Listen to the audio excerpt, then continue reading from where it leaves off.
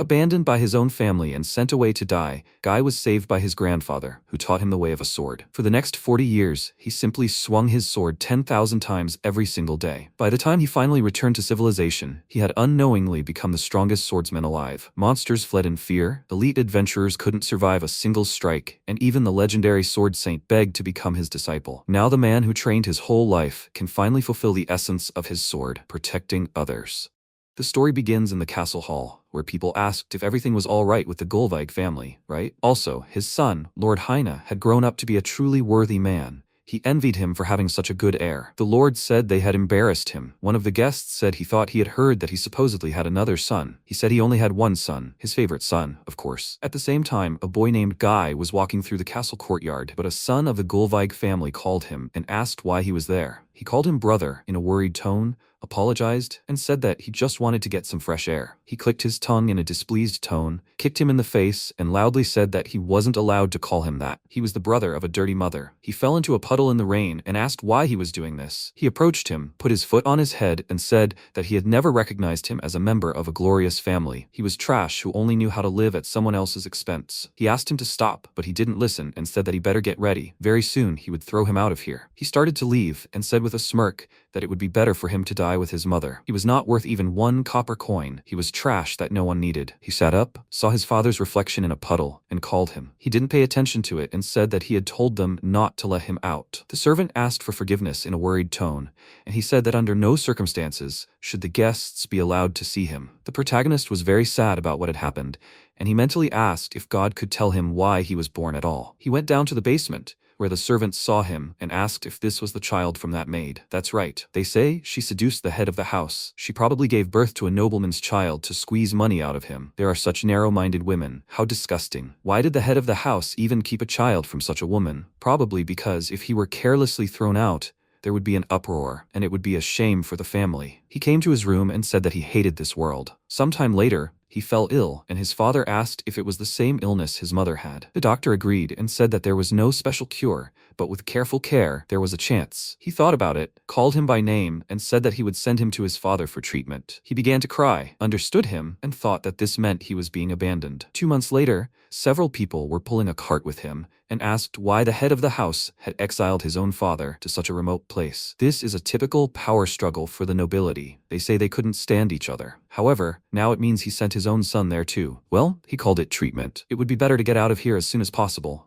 because the local monsters are too dangerous. He was breathing heavily because of the disease and thought that everything was swimming before his eyes. Was he really going to die soon? Although what difference did it make? He didn't care. He didn't have time to finish his thought because an old man came to them and said, "Welcome." So, that's how it is. So he is his grandson. His name is Thomas Gullveig. He has already prepared a room for him and was waiting for his arrival. Now the first thing is to cure his illness. MC was surprised by what he heard and thought that this can't be. The world is cruel. There are no people who would want to help someone like him. So he thought then, but his grandfather did not leave his side for a step and took care of him. When his fever rose, he changed the towel soaked in water again and again. Day after day, he was always by his side and encouraged him with a smile. He said that everything would be fine. He would definitely get better. So he shouldn't even think about giving up. How did he like today's rice porridge? It turned out well, right? He looked at him and thought that it was him he saw, and he was happy. However, he still couldn't fully believe this man. He looked at him with a smile and said that his complexion had improved today. When he lies down all the time, his soul becomes heavy. Maybe they should take a little walk. He picked him up, carried him outside, and asked, "It was warm and nice, right?" Does he know why going outside on a nice sunny day is the opposite of the wrong answer? Because it's kaisei, clear weather. Guy asked why he does so much for him. His father and everyone else said that no one needed him and that he had no value. Thomas said that was not true. For him, he was a dear grandson. He will love him.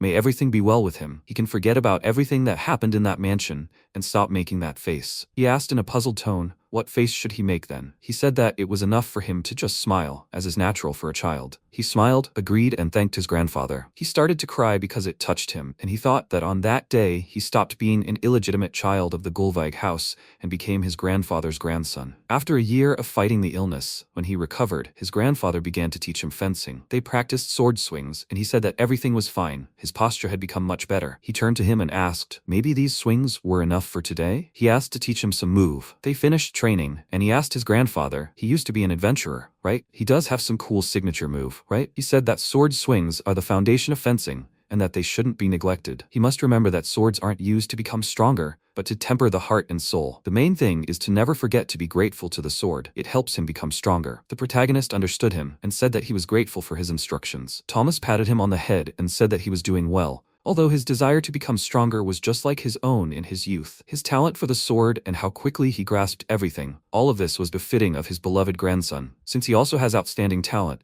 he will definitely achieve great things. Once in his youth, he also aspired to one title, the dream of all who follow the path of the sword. The title that is awarded only to those who have perfected the art of the sword, the Saint of the Sword. However, he strove to achieve even more, to the very limit of the sword. This is a title that only one person in history has ever held. It is bestowed upon the truly strongest swordsman who has fully mastered the path of the sword god. This is the very limit of the sword, which he was never able to reach. However, perhaps he could become the sword god? MC asked with a thoughtful expression on his face. Will he be able to do that? He patted him on the head and said that it was not necessary to cling to the title. He only wanted to say that he wanted him to surpass him. However, there was no need to rush here, and surpassing him wasn't the only thing that mattered. It would be good if he found something he himself wanted to do. He said with a joyful expression that he would still choose the sword. He loved the sword and would definitely become a swordsman who could surpass him. Thomas laughed and said that he understood. From then on, he continued swinging the sword every day, in any weather, step after step, without stopping. With gratitude to his grandfather and the art of the sword, putting these feelings into action, bringing his spirit into order, he continued to swing the sword again and again. One winter day, they were sitting at home, and he said that the stories about what he was like during his adventuring years were really terribly interesting. He also wanted to become an adventurer and kill a lot of monsters with a sword. He agreed and said that he would really make a great adventurer. However, he must answer, is his sword a sword for killing monsters? What is the meaning of his sword? Why does he even swing it? This is very important. He should think about this carefully, calmly, and deeply. 5 years have passed since he began learning the sword. One day, they went into the mountains, where they met a huge monster, which Thomas killed with one blow of his sword. He put the sword behind his back, called Guy, and said that living away from people is still inconvenient. There are too many monsters here. He came out from behind a pile of stones and said that he was incredible as always. He could kill any monster with one blow. He laughed and said that it was, by the way, a petite ogre. He certainly had no trouble with this monster. He looked at it with admiration and thought that his grandfather was an amazing swordsman. After all, he calls such a huge monster petite. Still, why can't he get stronger? He said that they should collect materials that might be useful. Sometime later, during another training session, he fell to his knee, and Thomas asked what was wrong with him. Was he finished yet? He apologized to his grandfather and said that he had no strength left. He understood him and said that that was enough for today. He began to leave, and the protagonist thought that he tried every day for these 5 years, but even in simple sword swings, he was not any closer to his grandfather. He should have achieved at least a little more. Or was the reason that he did not find the path of his sword? He thought about it, but when he went home, he saw that his grandfather had fallen at the entrance, ran to him and called him in a worried tone. He touched his forehead and said that he had a high fever and these symptoms. He wondered with a worried expression, did his illness still pass on to him? Grandfather had a strong body and an unbending spirit. Perhaps all this time he was just holding back the illness. It is because he got sick. Something needs to be done. 3 days later, he continued to take care of him all this time. Thomas came to his senses, called him by name and asked, is it him? He immediately went to his bed and asked his grandfather if he was okay, if he was in pain. He apologized. It was all because of him. He called him by name and said that he shouldn't worry. He had already lived too long. He would watch over him from heaven and would remain in his warm heart. He must not forget about him. MC was very worried about this and said loudly that he shouldn't say that. He would definitely get better. He promises to save him. Can he hear that? He called him again and said that he shouldn't worry. Even though he was small now, it was only temporary. He would cope, and one day he would definitely find the meaning of his sword. He was grateful to him. He was happy that he appeared in his life. All this time he thought that he would die, remaining far from his family. However, he found one truly dear person. He gave him a smile, and how happy those days were. He must find what he wants, find his happiness, and live life to the fullest. Does he understand? He tearfully agreed with his grandfather, and he praised him for it. After some time, he buried his grandfather and said that he would be lonely without him. However, he would live this life properly so that he would not worry about him. So he asks him to continue to look after him. He picked up the wooden sword again, began to practice swings, and said that his grandfather believed in him, and he must justify this faith. He thought with a serious expression that he would stubbornly move forward. Even if he ran into a wall, even if he fell and rolled down, he would still get up and continue on his way, on the path of the sword in search of the meaning of his sword. Later, he grabbed a boar by the ear, swung his sword and loudly said that he would not let it get away. He killed this beast and said that he had not done so well for a long time. Lately, he had been getting by on wild grass alone, However, since he had such a hard time even with the boar, he needed to become even stronger. He thought that he had been thinking about going down to the city, but he still lacked strength. If he went down the mountain now, he didn't finish his thought because he felt the presence of a monster, turned around sharply, and immediately blocked with his sword. He was pushed back by the monster's blow, and he thought that this was no ordinary beast. It's a petite ogre, isn't it? Was it the smell of blood that attracted him? He would never give up his boar to him. The monster struck, and Guy, with a calm expression on his face, thought that this was the monster that his grandfather had killed in an instant. He dodged this attack and thought that he could do the same. He nimbly jumped back from another blow from the ogre and thought that if he was going to live on this mountain,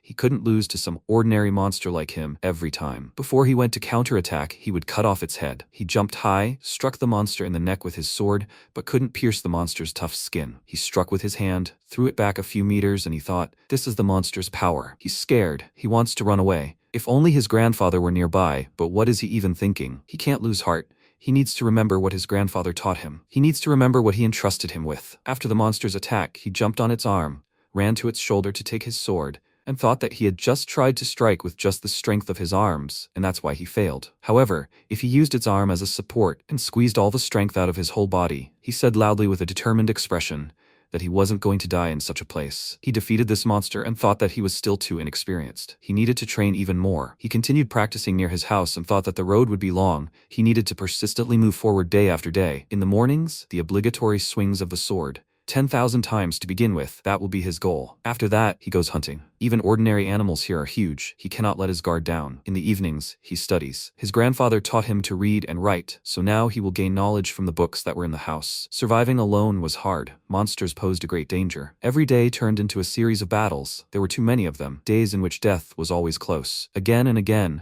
mortal fights with a variety of monsters. Such days dragged on for years. The fact that he is still alive can only be called a miracle. Maybe it is because his grandfather is watching over him. The desperate struggle for prey. He continued to relive these days, and yet he could not find the meaning of his sword. One day, he walked through the forest and said that now he still wants to become as strong as his grandfather. However, what awaits him next? Why does he swing the sword at all? He heard barking nearby, looked around and saw a monster attacking a she-wolf and her cub. He watched from a tree branch and thought that the strong eat the weak. That's the law of this mountain, but this wolf cub somehow reminded him of himself in the past. The protagonist attracted the monster's attention by asking it to stop, after which he jumped down and cut off the monster's head with one blow. He thought with a calm expression that the cut was too rough. If only it were his grandfather in his place. He looked at the wolves and said that it was clear. For him, he and the monsters were the same. He sat in front of them and said that while there was a chance, they should run. They started to leave. The wolf cub turned to him and made a sound. He looked at this and said that, so that's how it was. His sword was able to protect them.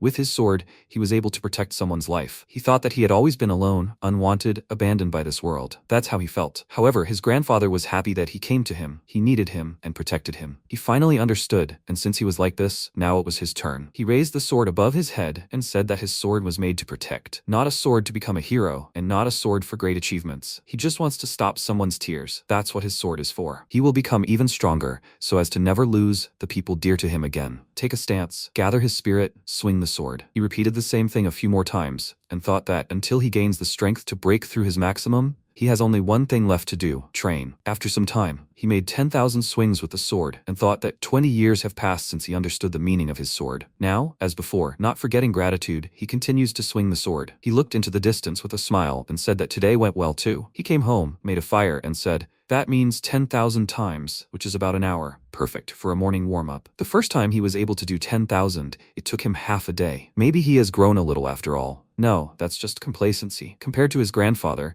he is still quite immature. Besides, if we talk about the training itself, he learned almost everything himself. So, it can't be that he is really getting stronger. He needs to hone his swordsmanship even more, right? He is already 40 years old this year. While he was absorbed in training, he himself did not notice how he aged. When he came to his senses, he was already a 40-year-old man. Should he continue training? MC came to his grandfather's grave and asked him what he thought he should do. What would he tell him now? By the way, a long time ago, he remembered how in childhood, when they were sitting by the fire, Thomas said that he should not let the sword shackle him. He wants him to enjoy life. He should live freely and do what he wants. For example, like he once did. He remembered that he had once been an adventurer and thought that living freely and being responsible for everything himself was a truly inexplicable charm. If he became an adventurer, then maybe he would be one step closer to his grandfather. He said with a smile that it was true. His grandfather's stories about his adventures were really interesting. It was, after all, not a bad idea. Then, if he descended the mountain, he would surely meet many different people. Maybe then his sword, which served for protection, would finally find a use. He will become an adventurer. He hasn't been down the mountain for 32 years, and he's even a little nervous. He's been to a village in the mountains a couple of times, of course,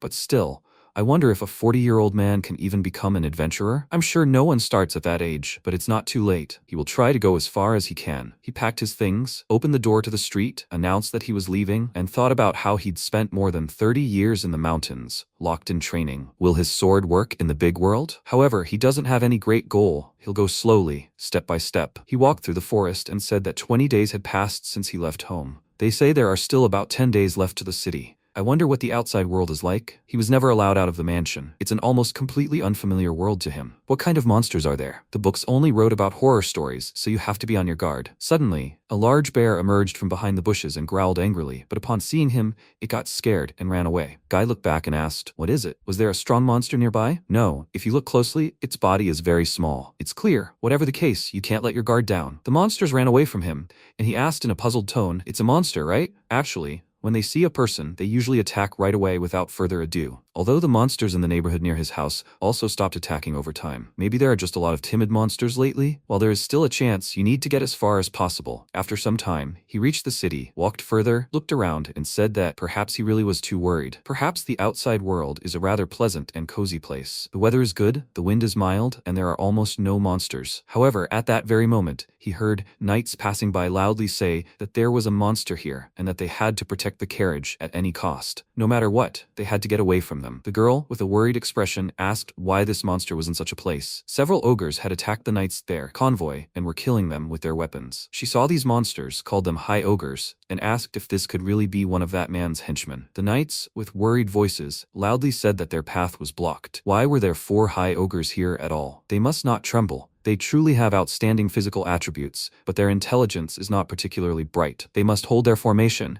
and they will surely defeat them one by one. They tried to attack the monsters, but they could not pierce their tough skin and loudly said that they must continue fighting and protect their mistress. However, the knights continued to lose the battle with the monsters, and one of them, with a wide grin, looked inside the carriage. She horrifiedly imagined what could happen, took out her dagger, and thought that if this continued, death would be better than becoming a plaything for monsters. She held the dagger to her throat, heard the voices of the dying knights, and thought that she had failed to fulfill the duty she owed as a noblewoman. However, the sounds outside began to fade, and she looked out the window and asked, "What's going on here?" She saw the protagonist defeat the monster with his sword. She was shocked that he had killed the high ogre with one blow, and wondered who this man was. He looked at the remaining monsters with a calm expression and thought, if he was able to defeat it, then we can assume it was just a petite ogre, right? He said that he didn't know if he could be of use, but he would help them in battle. The knights were shocked by what he heard, and he thought that they really did cause him a lot of trouble as a child, but they were too slow. He easily dodged the monsters' attacks and thought that their attacks were also primitive. Their technique is crude, but they know how to work together. Depending on the situation, this could make them dangerous opponents, but there are only 3 of them. It's not that big of a problem.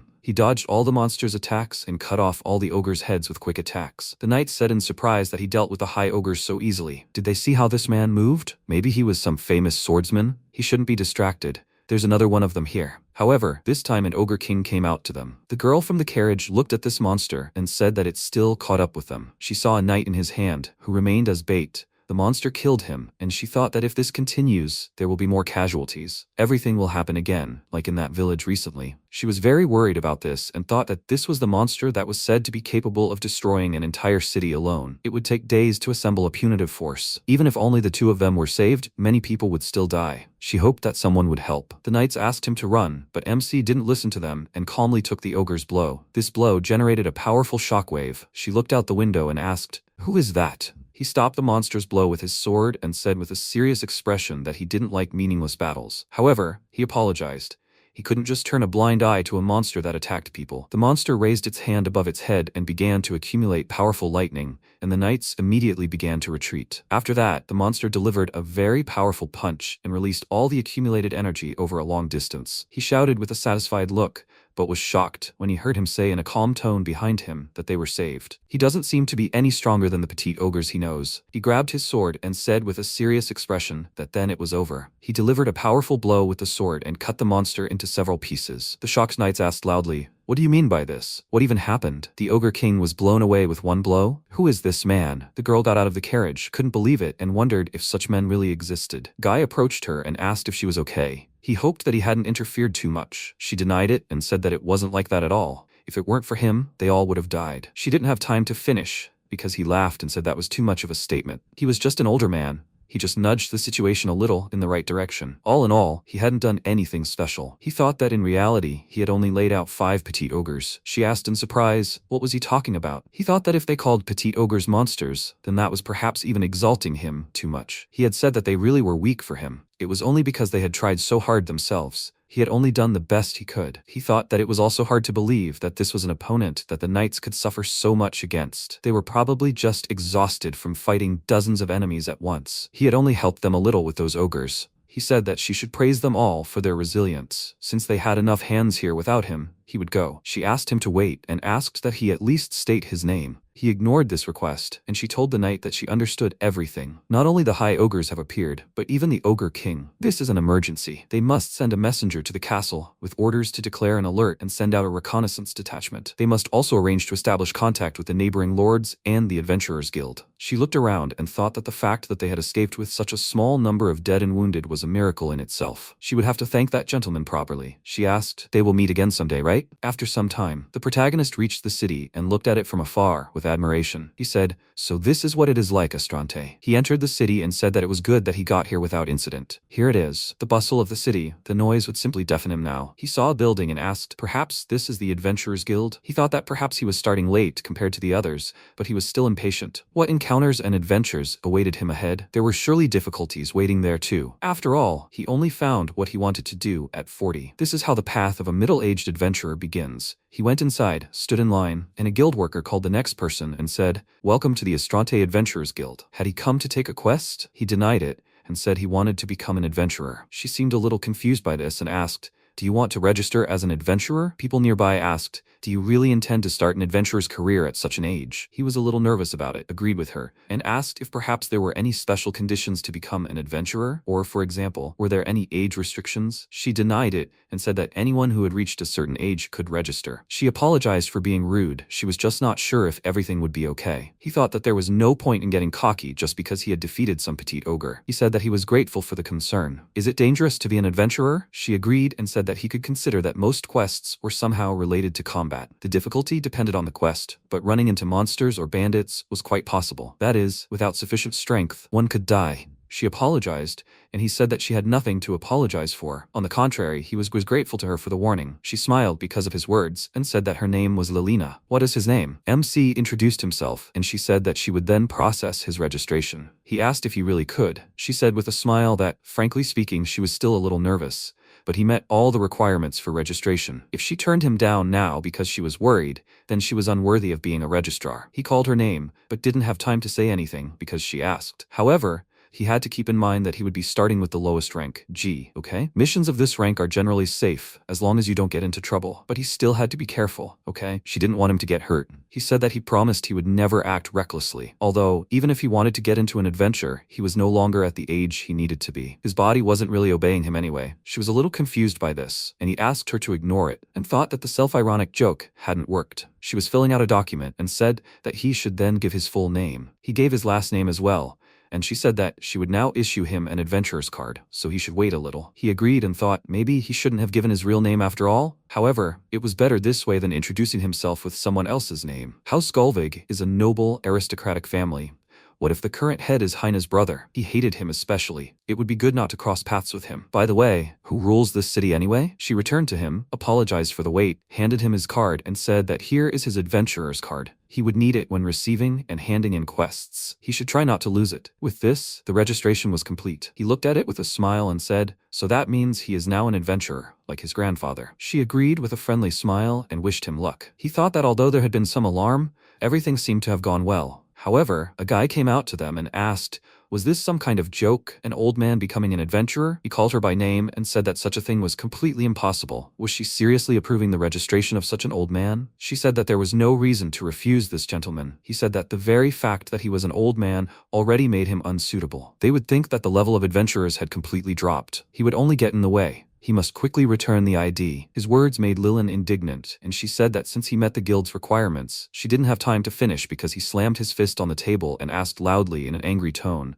was she deciding to pick on Mr. Nakara himself, an A-rank adventurer? Guy asked in a calm tone. Could he please calm down? He understood perfectly well how dear the honor of the guild was to him, but perhaps he would still give him a chance? He wanted to settle this peacefully and said that he was good at collecting medicinal herbs. It seemed that he could also be useful to the guild. He clicked his tongue in displeasure and said, what a bore he is. No, after all, old people have no place here. He took out his sword, pointed it at him and said that, by the way, he was rank A. Some old man did not dare contradict him. He asked him to calm down and put the sword away, but he did not listen and said that he had already told him he was not allowed to contradict him. He thought that even if he did not want to, if things only got worse, maybe it was better to give up on the idea of becoming an adventurer. She asked him to stop and asked what kind of nonsense he was talking about. It was not for him to decide. And anyway, if anyone here was unworthy of being called an adventurer, it was him. He got angry because of this and asked if she was also going to go against him. That's it. He had enough. He would have to punish her. Right. She should spend the night with him. Then maybe he would forgive her. Or maybe cut her clothes right there. However, the protagonist snatched the sword from his hand with a sharp movement of his hand, put the blade to his throat and asked, will that be enough already? He can say whatever he wants about him, but he can't turn a blind eye to how he insults her. Couldn't he calmly retreat? He doesn't need any extra trouble if the knights interfere, does he? He thought that he himself had flinched without thinking, but who would have thought that he could snatch the sword from an A-rank adventurer? Nakari was very scared because of this, ran to the exit and loudly cursed him. He screamed and said that he forgot his sword. He thought that he would just ask the guild to return it to him. Lilina approached him, bowed, and said that she was very grateful to him for his help. He said that he only took advantage of the fact that he let down his guard. She raised her head and said that he turned out to be very strong. He couldn't believe her and asked if that was really true. She said that he was a famous adventurer and a swordsman, but he was able to take his sword from him. That was amazing. He looked at the sword in his hand and thought he had just caught him off guard. But if so, then it turned out that he could still consider himself not so bad with a sword. She said with a slightly worried look that it just seemed like he had been neglecting a lot of things lately, and there was even talk of demoting him to rank C. He thought with a small smile that a little more, and he would have gotten it all wrong. Was he really so easily arrogant just because he was praised for the first time in over 20 years? Grandfather also said that you can't get cocky, you need to be patient and control yourself. He thanked her and politely said that it was rather she who saved him. She denied it and said that she only did what she had to do as the registrar. She would also feel more comfortable if he called her by her first name. Maybe he wants to take the quest straight away? He asked then if there was anything she could advise a newbie. After that, MC left the city and said that his first quest was to collect medicinal herbs. Grandfather told him all the knowledge about herbs, so it shouldn't be difficult. If you go deeper into the forest, you can probably find more, but she warned that it was dangerous there. There are also unpleasant rumors.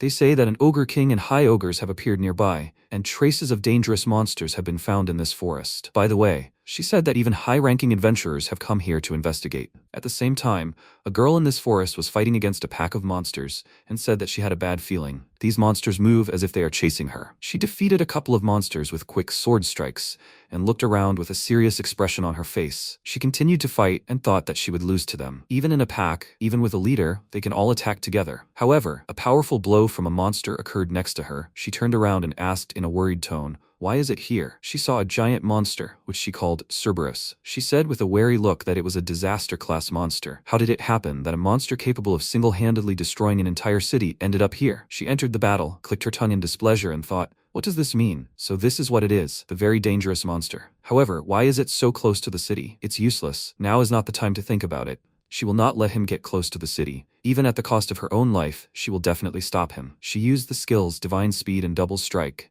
She dealt several quick blows that did not cause damage and said that, as expected from a Cerberus, not a scratch. She dodged the monster's attacks and said that its fur was like steel. Then she would put everything into one crushing blow. She used the skill's Mighty Sword and Instant Slash. However, the adventurer's sword broke on this monster and she asked, did that not work either? The monster began to concentrate energy in its mouth, looking at her, and she thought that if she had known that Cerberus would be here, she would have taken the sacred sword with her. It was a mistake on her part. It released a powerful stream of flame from its mouth, and she started to run away and loudly said how stupid she was. She should have sent the sacred sword for repairs now. She was not going to lose to some dog. Since the fur is so hard, it will hit from the inside. She will show him what an A-rank adventurer is capable of. At the same time, Guy tied the pouch on his belt and said that he was finished with the collection. The task was simple. But that is how, step by step, accumulating merits, one becomes a true adventurer. After all, it was not this that he had accumulated, but age. He laughed and thought what an empty joke he had come up with. He heard loud sounds nearby and wondered what was going on there. At the same time, the adventurer quickly ran to the Cerberus, opened the magic storage, and said that she was stronger in speed and technique. There was only one problem. She saw how the monster was about to breathe fire again,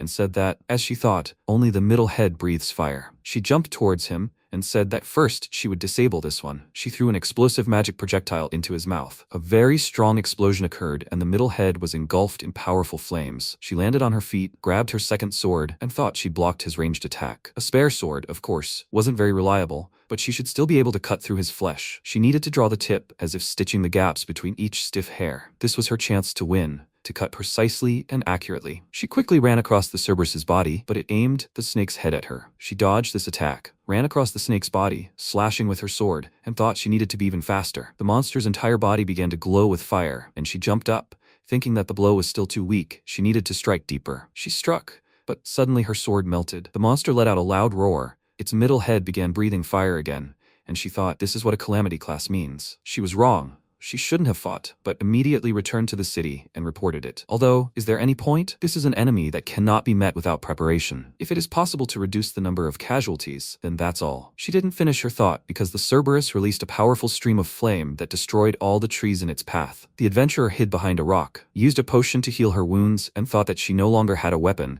and there was nothing useful left in the storage room. But the city was too close. She had to distract him. If anyone noticed, they would have time to prepare for battle. And until then, she needed to buy time. She ran towards this monster and thought that it was reckless. But there was no other way. If she wanted to protect the people in the city, she didn't have time to finish her thought because the protagonist came to her and asked her to stop. She turned sharply to him and asked in a worried tone who he was. She asked him to wait. Noticed that Cerberus was wary and wondered what was going on. He said with a calm expression that as he thought there could be no mistake. This is Petite Cerberus. The adventurer looked at him with a worried look and said that it was Cerberus. He should move away. It was a disaster-class monster. He wondered if he was mistaken. If this was true, then he would never be able to cope with it. No, even if so, his sword was meant to protect. He couldn't just let her die. He was already 40. Maybe he really was no good for anything. However, he couldn't escape. He raised his sword in front of him and with a very serious expression began to prepare to attack. Cerberus jumped back and she was very surprised because of this. She said loudly that this was not the issue now. Whoever he was,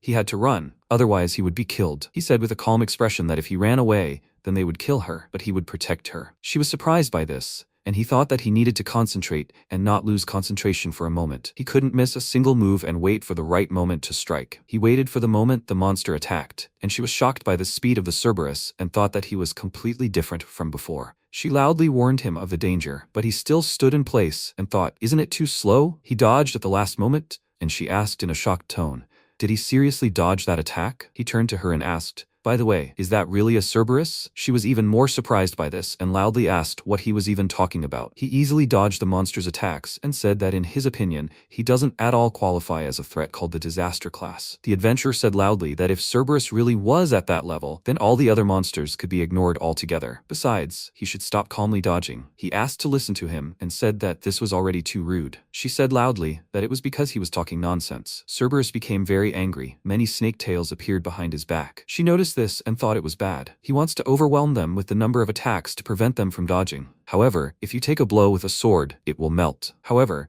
unexpectedly for her, MC easily dodged and reflected all the monster's attacks with his sword. He counterattacked and cut one of the monster's heads. She asked him with a confused look to wait and asked why his sword hadn't melted. He cut off another snake head and said that he just swings it before the heat has a chance to transfer. She was shocked by what she heard and asked loudly, is he an idiot? He walked further, cutting the monster's body with his sword and thought that he was already prepared for death.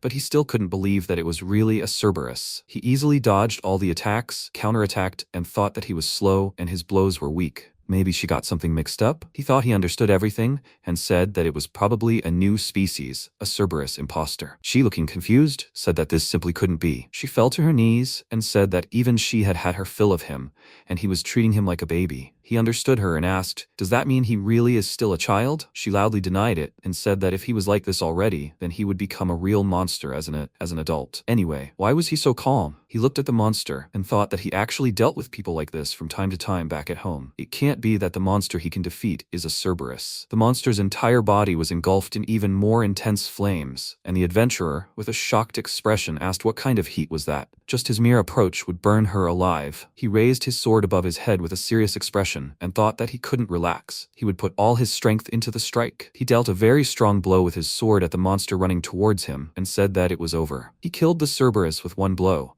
and she was shocked by this and thought that as soon as she came to her senses, the Cerberus was already cut. She didn't even see anything. He turned to her and asked if it was over. Was she okay? She couldn't believe what had happened and said that he killed a Calamity-class monster with one blow. He asked if she was injured. If anything, he could make a potion. She refused and said that everything was fine. After that, the two of them walked back to the city, and she said that she was grateful that he saved her. If it weren't for him, she would have already been killed. He denied it and said that he thought he understood. It seemed like he shouldn't have interfered. She asked with a puzzled expression, "What does that even mean?" Guy apologized and said that he probably robbed her of the glory for defeating that monster. After all, she had worn him out beforehand, which is why his sword was able to pierce his skin. She denied it and said that Cerberus, on the contrary, only got more angry, but he still killed him with ease. He laughed and asked why a 40-year-old man like him could defeat Cerberus alone. She said that his very existence was already a joke. He didn't understand her, and she apologized and said that he saved her, but she never introduced herself. Her name is Altina Haurain, and she's an adventurer. He also introduced himself and said that, just in case, he was an adventurer too. She said, "I see, so she wasn't mistaken. He really is an adventurer. Although, it seems he doesn't even know who she is. That means she still has room to grow." He asked if Miss Haurain was a famous person. She said that he could just call her by her first name. After all, she was an A-rank adventurer and had been awarded the title of Sword Saint. He called it impressive and thought that Sword Saint was a title bestowed upon a blade master. In the entire country, there were only a few people with such a title, as far as he knew. She said that, however, she had completely lost her confidence now. She showed her worst side. He helped her, and she clearly realized how weak she still was. By the way, it was clear from his appearance that he was far from an ordinary adventurer, but she had never heard his name in these parts. He said it wasn't surprising, since he was a newbie and had just become an adventurer. She was very surprised by what she heard, took his ID, and checked the information. She handed it to him and said in a shocked tone that such a thing couldn't happen. The protagonist didn't understand the reason for her surprise, and she said that the Sword Saint lost to a rookie of the lowest rank. What is this anyway? And why is he so strong? She was ready to cry and said that that was it. She couldn't take it anymore. She would return to the village. He was surprised by this and loudly asked why she spoke about it so abruptly. She turned around, walked in the other direction, and said that he could ignore it. She was just too arrogant. How did this happen? She smirked, called herself useless, and he said that he didn't fully understand what was going on. However, even if she had stumbled somewhere, couldn't she start over? This caught her attention, and she turned to him. He approached her and said that as she could see, he was no longer a boy, and yet he had managed to become an adventurer. In life, you can always start over, so she shouldn't give up. She should move forward towards her goals. He was sure that a bright future still awaited her. Altina asked why he was so kind to her. He said that he was saying completely obvious things. She was surprised by this and thought that he not only wielded an amazing swordsmanship, he also had enormous inner strength and incredible generosity of soul. She said that it was not surprising that she lost to him. She walked up to him with a determined look and said that she had a request. She asked to be taken as a student. He was very surprised by this and said loudly that she better not mock the old man like that. However, she was completely serious, and MC said that he was actually a G-rank rookie. Besides, he himself was not such a great swordsman. If you think about it, it should be the other way around, shouldn't he? She said with a serious expression that he was not an ordinary person at all. He could be called a great swordsman. Whatever he thought of himself, she saw exactly that. That's why she wants to learn from him. She truly wanted this with all her heart. She bowed and said that she asked to be allowed to become his disciple. He realized that she was not joking and said that, although he considered himself the most ordinary person, she asked if he had even looked in the mirror. He said that he looked in the mirror when he shaved. She said that he should get rid of not only the beard, but also this blatant absurdity. He thought that these were harsh words for a person asking to be a disciple. However, he understood this feeling well, the desire to become stronger. He agreed to this and said that although he himself was still on the path of development and did not know what exactly he could teach her, if it suited her, they could simply walk the path of the sword together, as comrades walking the same path. So he proposed to do without unnecessary tension and polite formalities. She was very happy about this, hugged him, thanked him, and called him teacher. He said that, however, he wanted to say right away that she shouldn't take everything he tried to teach her at face value. She should doubt and think for herself first. Altina didn't understand him and asked what he meant. She let him go, and Guy asked, "The way of the sword is different for everyone, right? There's no single correct answer, just one way to do it. So, if she feels like something doesn't suit her, she shouldn't accept it." He doesn't want to force her into a dead end. He thinks that's not how a person grows. She called him amazing, and said that usually everyone is sure that their way is the only correct one, but he's above that, so he's so strong that he doesn't need to cling to it anymore, right? She shook his hand and said that she wants to become even stronger, to become like him, a teacher. Now she's counting on him. He thought that just by her hands she was well trained, a true swordswoman. After all, the Saint of the Sword had become his student. After some time he returned to the Adventurers Guild. Lelina noticed him and said, "How good that he returned safely. How did his task go?" He took out a pouch and said, "Here are the medicinal herbs he collected." She handed it to another worker and said that his first task as an adventurer was completed. Then she would check everything now. It seemed that he was not injured, but she was still a little worried. He said that there were still some minor troubles. He wanted to tell her about what happened, and thought that he would hardly be able to explain it properly. Altina entered the hall, joyfully calling for the teacher, and saying that she had returned. The protagonist said that here was one of those very troubles. He turned to her and said, "Welcome back. Is this the same sword of hers that was undergoing maintenance?" She agreed and said that it was the legendary sword known as the Sacred One. He said that she knew how to handle such a thing. It was impressive. She thanked him and said that, however, for now it was like a gold coin for a cat. She saw too clearly how inexperienced she still was.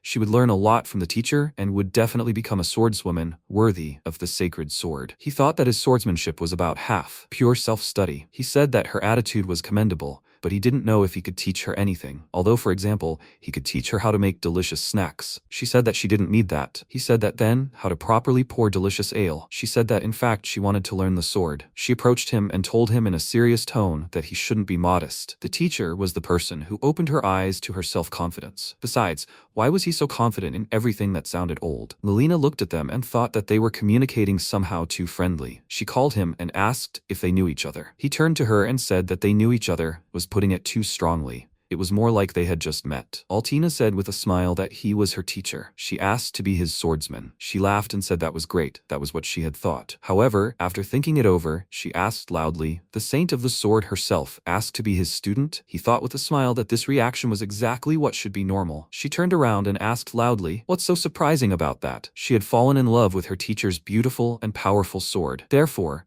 the fact that she became his student was a completely natural outcome. Lelina, with a joyful expression on her face, said that indeed, this gentleman was a very promising adventurer. So, there was nothing strange in the fact that someone, captivated by his charisma, decided to become his student. She looked at her and, with a joyful expression on her face, said that she understood correctly. She's so glad she has someone to discuss her teacher's merits with. It seems they could become very good friends. She agreed, and MC thought he didn't quite understand what was going on, but it seemed they had become friends. Although, it would have been better if they had spoken more quietly. The adventurers standing nearby asked, "Did the Saint of the Sword become this old man's apprentice?" They must have just misheard. Altina said she'd still like to talk about her teacher, but she also needed to submit a report on the quest. Lelina said that it was a quest received personally from the Lord. He didn't understand what that meant, and she said that there had been a lot of incidents in the lands lately. Also, after the recent attack by a Calamity-class monster, the guild also received a request for cooperation. He understood this and said that it meant she was in the forest because of an investigation. She agreed and said that, although it was thanks to this, she met the teacher. Regarding the report, it seems better to show it once. She took out a magic item that allowed her to place objects in subspace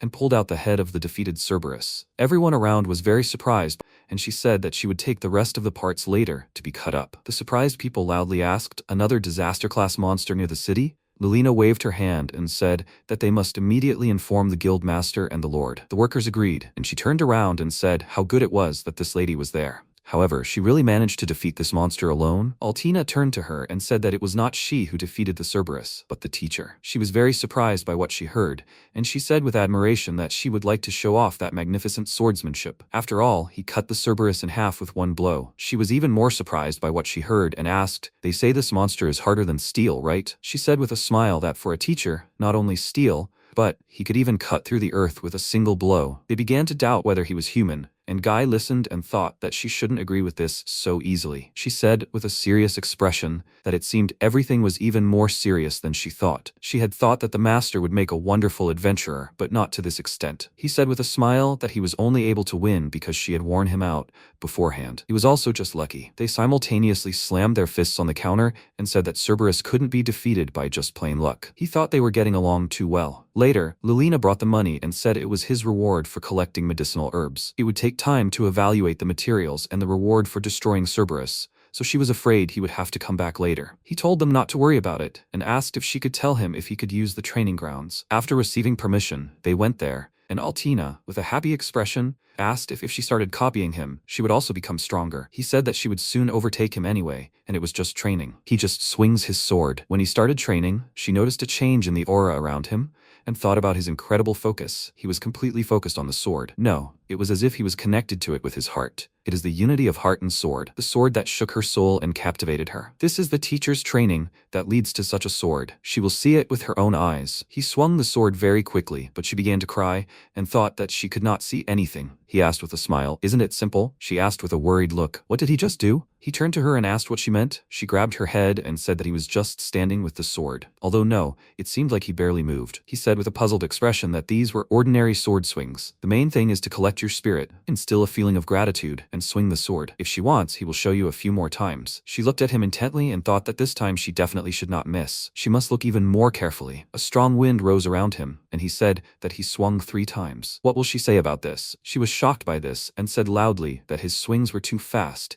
It was simply impossible to see with the eyes. The protagonist, with a puzzled expression, asked, "Does she really not see?" She said that, however, that was impossible. True, she already understood that the teacher was beyond all bounds, but the worst thing was that he himself did not realize it. He said that he thought he understood now. She hoped that this was really so, and he asked, "Doesn't she just have bad eyesight? Then why doesn't she wear glasses?" So, it turns out that she steadfastly refuses to wear glasses. She fell to her knees, clutched her head, and said loudly that he didn't understand anything at all. He had another guess, and she asked, hopefully, "Now he's sure he understood?" He said with a smile that she probably just had a speck of dust in her eye. She said loudly that it wasn't that. "Teacher, is he an idiot?" He was surprised by her words, and Altina calmed down and said that it was the teacher after all. If he were to reach the sword's limit even from simple sword swings, she wouldn't be surprised anymore. No, these aren't just swings.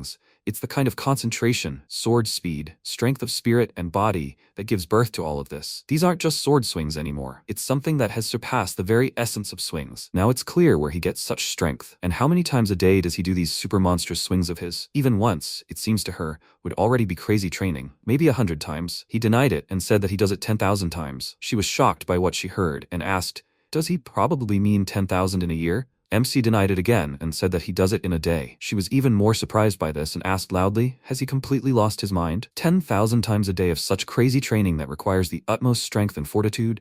That's insane and simply impossible. It's impossible." That's why she repeated it twice. He said with a confused expression that he wasn't lying though. She said she knew about it. She thought that at 18, she had achieved enough to earn the title of Sword Saint and Sacred Sword, yet even she felt such a gap in power between them. Was he by any chance some incredible legend who had actually been granted the highest title of Sword God? Although, whether it was true or not, she wanted to learn the sword from him. She asked how he had even managed to get to the point where he could swing like that 10,000 times. He said that at first, it was very difficult for him. There were times when he even almost gave up. However, when he found the meaning of his sword, he was able to keep going. Now it takes him about an hour. She was surprised by what she heard and thought, "Isn't that about 3 swings per second?" Altina said that she was going to repeat her teacher's training. However, would she even be able to? He said that he saw only a little of her fighting Cerberus, but even that was enough for him to immediately understand. Her sword is beautiful and lovely, but also powerful. She really is an outstanding swordswoman. If she trains properly, everything will be fine. She must believe in herself, that at such an age she has already become a saint of the sword. He wants her to believe in him at least a little too. Although, of course, he lived in the mountains for a long time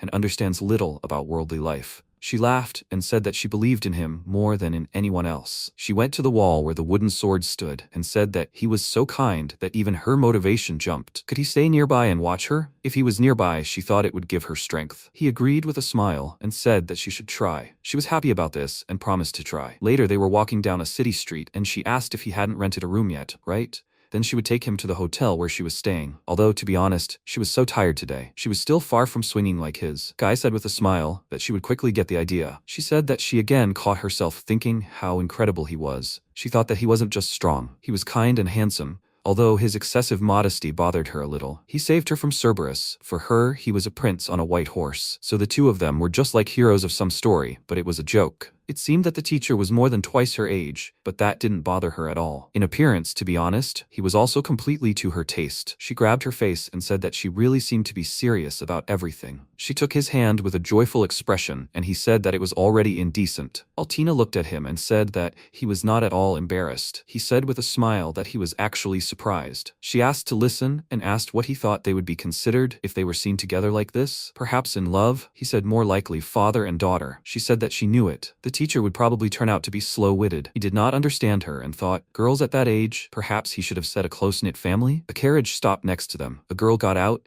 and people nearby said that it was the Lord. She called his name, ran up and said that she had finally found him.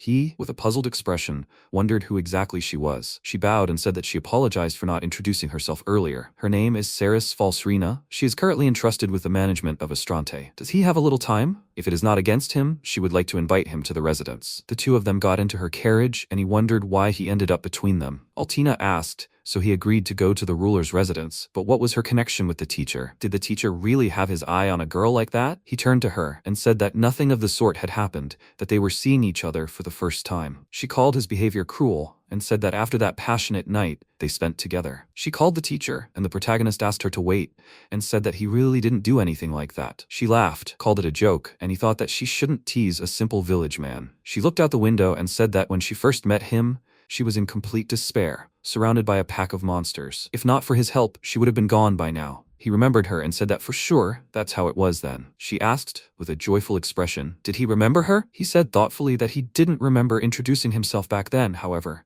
She said she'd received a report about the Cerberus's defeat and knew immediately that it was the same man. She'd been looking for him all this time because she wanted to thank him properly and was very glad that she was finally able to meet him. She said that's why she'd come to them herself then. He called her by name and said that she shouldn't speak to the ruler that way. Ceres said with a smile that she had no intention of putting on airs in front of her savior. She would only be pleased if they spoke to her simply. They could also just call her by her first name. When they called her ruler, for some reason she felt lonely. He thought that for an aristocrat, she was surprisingly easy to talk to, but for some reason, she clearly didn't like it. Altina leaned towards her and said that she should stop making eyes at her teacher. She apologized with a smirk and asked what this had to do with her. She said with displeasure that, in fact, she was the teacher's first student, so she was the closest to him. They both laughed, and he, with a wary look, wondered what this stifling atmosphere was. They reached the residence, came to the room, and she said that it was a great honor for her to host her savior and his student in her home today. They would be served drinks and sweets now. She turned around and asked where her parents were. The servant said that they were not there now. They were busy solving that very issue. She understood this, turned to them and said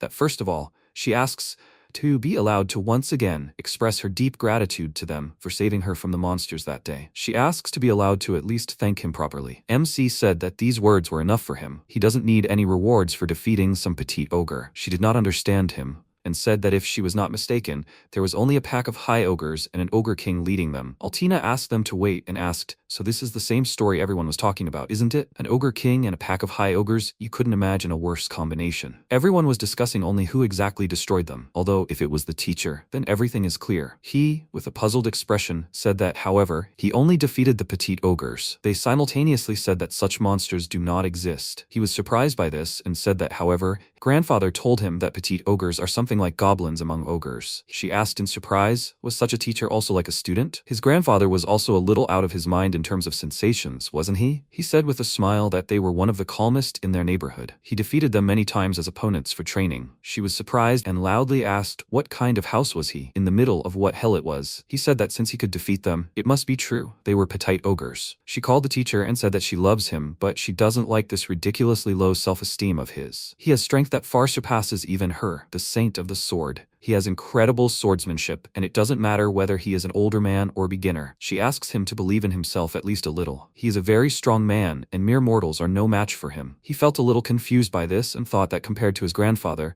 he was still too inexperienced. What confidence was there? Cyrus said that it was about the reward. He wanted to refuse, but Altina called the teacher and said that he should take it. For aristocrats, remaining in debt is not honorable, so if he does not accept, she will be in an awkward position. Guy understood this and said that then he will accept it with gratitude. The servant handed him a bag of money. He looked inside and said with surprise that there were about 100 gold coins in it. She asked with a worried expression, "Is this not enough?" He denied it and said that it was more than enough. He thought that with such money one could not work at all for some time and live well. He had never seen such a sum. She said that tonight she would like to throw a feast in his honor. Of course, he will take part, right? He said that he was embarrassed that she was trying so hard for them. He called Altina and asked what she thought. She said with a calm expression that she would adapt to him. Connections with aristocrats are still important. He said that then he would accept her invitation. She said with a happy expression that it was wonderful. She was grateful to him and very happy. Then she would go and give orders about the preparations, and they could rest for now. When Ceres left, she sighed with relief and said that she might be plotting something. He tried the cookies they had brought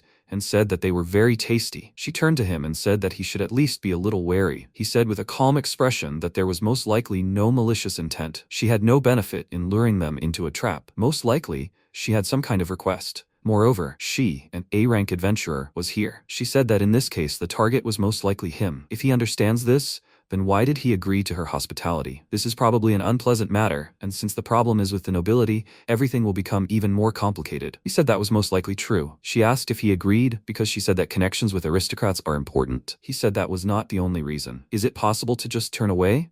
If this is an unpleasant matter, then she is in trouble now. If there's anything he can do to help, he will do it. He has known her for only a short time, but it seems to him that she is not at all like the aristocrats he knew. Also, her request is most likely not related to anything personal, so it is worth listening to her. After some time, when the feast was over, they went up to the roof of the castle, and Ceres said that she hoped that they enjoyed this evening. Altina said that she should not beat around the bush. She wants to give them a task. Or rather, ask the teacher for something, right? She was surprised by this and asked, did they understand everything right away? The protagonist said he didn't know if he could help, but he was willing to listen. She bowed, thanked him, and said she'd like to assign the two of them a task as adventurers. The quest was to destroy one monster, and the reward was 300 gold coins. They were surprised, and he asked, isn't that 3 times more than for the Ogre King and a pack of high ogres? What exactly was she planning to assign to the teacher that would offer such a large reward? Wait, then it's not a rank A disaster class. Could it really be a natural disaster class? She said with a tense expression that they didn't have any definitive proof yet, but the target was a natural disaster class monster, a threat level S-class dragon. Altina was very surprised by what she heard, and said that it was a monster that could destroy an entire kingdom. She hadn't heard of them appearing near human settlements even once in the past decades. Ceres, with a worried expression, said that judging by the reports, the likelihood of this was extremely high. She too began to get nervous and said that this was already a problem for the entire kingdom. Has the capital already begun to act? She said that was precisely the problem. Too little time had passed since father and mother handed over the management of the lands to her, and her political position was, to put it mildly, insignificant. She was unable to restrain those who were causing trouble. To be honest, there was no point in expecting reinforcements from the capital. Now father and mother had gone to the lands of other houses to ask for help. That is why she herself must protect this city. However, her forces are insufficient to protect the inhabitants. She bowed to him and said that she was asking them to help her. Altina turned and started to leave, saying that this was a waste of time. She called the teacher and said that they should leave. There was no point in wasting their energy. So, in an emergency for the entire kingdom, they are not going to send reinforcements because of the fuss at the top. This is already beyond the pale. We need to evacuate immediately, whether to another city or to the capital. MC refused and said that it was impossible to do that. She asked him to wait and asked if he had even heard what she said. He agreed and said that then the tears would be shed by the people of this city who would suffer. He thought that if a dragon came here, it would be the end of Estrante. There was no way to quickly evacuate several thousand residents, not even a place to take them to. None of that. She was an aristocrat. She had money, and if she wanted, she could save herself. She was doing everything to protect her people, so much so that she even asked him for help, which is why he wanted to help her. However, will he be able to handle it? If only grandfather, that great swordsman, were here. I see, so he would only be able to gain self-confidence when he surpassed him. He didn't know what exactly he was capable of, but still, even if the enemy was a dragon, he would do everything in his power to protect the people. He said that he would fight. Ceres was overjoyed by this, and thanked him. Altina, slightly displeased, said that now she almost looked like a villain. She understood everything, teacher, as always, although in this world, honest people usually only suffer. She began to laugh loudly and said that it was necessary to understand that he would get into trouble and still take on the task of killing the dragon. It was simply impossible. Guy himself understood that it was stupid and said that there was no need to laugh like that. She calmed down, apologized, and said that she hadn't said it seriously. She wasn't laughing at him. She truly respected him with all her heart. He thanked her for this in a confused tone, and this caught her attention, and she asked with a smirk, was he really embarrassed? He started to turn away, denying it, and she said that he was lying and really was embarrassed. It turns out that he has a childish side. It's even cute. Well, if the teacher chose to fight, there is no choice. She will fight too. Ceres called her and said that she didn't even know how to thank them.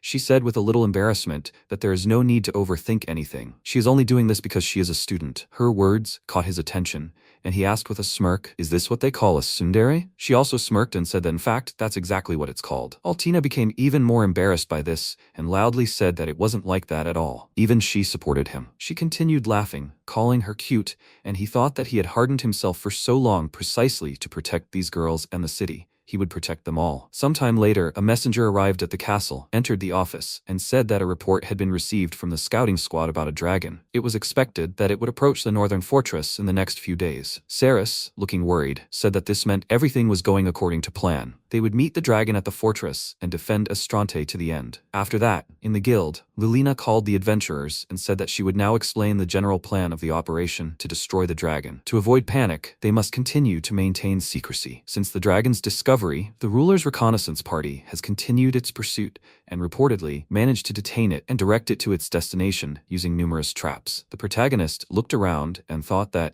as expected, only high-ranking adventurers were present. Wouldn't a G-rank adventurer be a bit out of place here? She pointed at the map and said that the adventurers would head to the northern fortress to join up with the knights. One of the adventurers said that none of those present, nor the knightly order of course, had any experience in dragon hunting. Still, they said there was a chance, right? She said that they hadn't been able to receive reinforcements from either the royal house or the other holdings, but they had a weapon that would be a trump card. The latest weapon developed in the capital specifically for slaying dragons, a dragon-slaying cannon. He said that now it was clear what Saris had worked so hard to obtain from the capital. Altina stood nearby and said that she really tried. One of the adventurers stood up from the bench and said that he was not satisfied with this. They shouldn't rely on such things. He could kill the dragon alone. The other adventurers were indignant about this and asked, "Is he serious now? He seemed so confident. Who the hell was he?" She became wary when she saw him, and the guy said with a smile, "Wow, not knowing him, that's why it's hard with country bumpkins." He was Sigrun Golveig, an A-rank adventurer awarded the title of hero. His last name caught MC's attention, and the adventurers said that it was the highest title given to those who have accomplished a historic feat. Then it turns out he really can handle the dragon. He asked with a smile, "Do they now understand that he is worthy of being that trump card? There is no enemy a hero cannot destroy. They can rely on him." He looked at him and thought that this family was old and noble. There weren't many like him. She quietly called the teacher and asked if he happened to know him. He said with a slightly confused look that he wasn't sure himself. He thought that, however, he didn't want to get involved with House Golveig. He said that he wants to avoid unnecessary problems, so she shouldn't tell him about him, okay? She agreed, and Lilina said that is he would have to fight covering the dragon-slaying cannon. If so, then it seemed like everything should work out. Sigrun agreed with a smug look and said that they should pin all their hopes on him. By the way, she's very nice. How about having dinner together sometime? She immediately moved away from him and said that departure was very soon, so they should all get down to business. Altina looked at this with a displeased expression on her face and said that he hadn't changed at all. He asked with a smug look why she was so embarrassed. Sometimes he even starts to get angry at his own beautiful face. She called the teacher, offered to leave. Guy agreed, but he heard it and said that he heard a familiar voice. She was very unhappy because he called her by name and asked if it was really her. They hadn't seen each other for a long time. How was she? Was she okay? She agreed with displeasure, but he didn't listen to the end and said that this was excellent. He was also glad to see her. He was sure that she was also looking forward to this meeting. By the way, will she go in his carriage? They can stay at the inn together. She was very angry, refused, and said that she did not accept his invitations. He did not hear her and said that he understood everything. She was just shy in front of him because he is a hero, isn't he? However, there is no need to be shy. They still have a special relationship. She asked him to stop talking nonsense, and he said that she was one of his candidates for bride. He was a little surprised by this and mentally asked, "Is it true?" Altina, with a displeased expression on her face, denied it, turned to him and loudly said that he should stop talking nonsense. Who would want to marry him anyway? Sigrun laughed and asked, "Is she trying to hide her embarrassment again?" Although, that is also cute in its own way. She got even angrier, and he noticed that she reached for the sword and thought that things were bad. This was already the look of a killer. She was able to contain her hatred, took his hand, and told the teacher that they needed to go quickly. He agreed in a confused tone and asked who it was. She, with a very angry expression on her face, said loudly that he should just leave him. Any objections? He denied it. They left, and he remained standing in the hall and said that she had not changed at all, still as stubborn. She should go with him, and they would spend a hot night together. She said loudly in an angry voice that she was going with the teacher, but would never go with him. Also, it was desirable that they never see each other again. The protagonist thought about it. However, wasn't he also part of the extermination squad? She cast an angry glance at him and asked loudly, did he say something? He denied it, after which they left and she loudly slammed the door. Sigrun was left standing in the empty hall and said that he couldn't understand it. Why didn't she choose some old man instead of him? He had a hunch and said that now he understood everything. This old man is just deceiving her, right? This old man should be getting ready. He will save her soon, like a hero who protects the princess from evil. Later, they came to the carriages, and Altina apologized to the teacher. She said that it seemed she had shown herself from such a pathetic side. He calmly said that she had nothing to apologize to him for. However, if she didn't mind, could he find out what their story was? What if he gets her in trouble too? She sighed with displeasure and said that they were once in the same group. They completed a lot of high-difficulty quests. It was a good group. However, in general, he has terrible problems with women, and yet he is a hero, an aristocrat, and a rich man. There were many women who agreed to his courtship, and this made him even more arrogant. Then he began to persistently pester her, and quite rudely. MC said that this is why she left the group. They got into a carriage,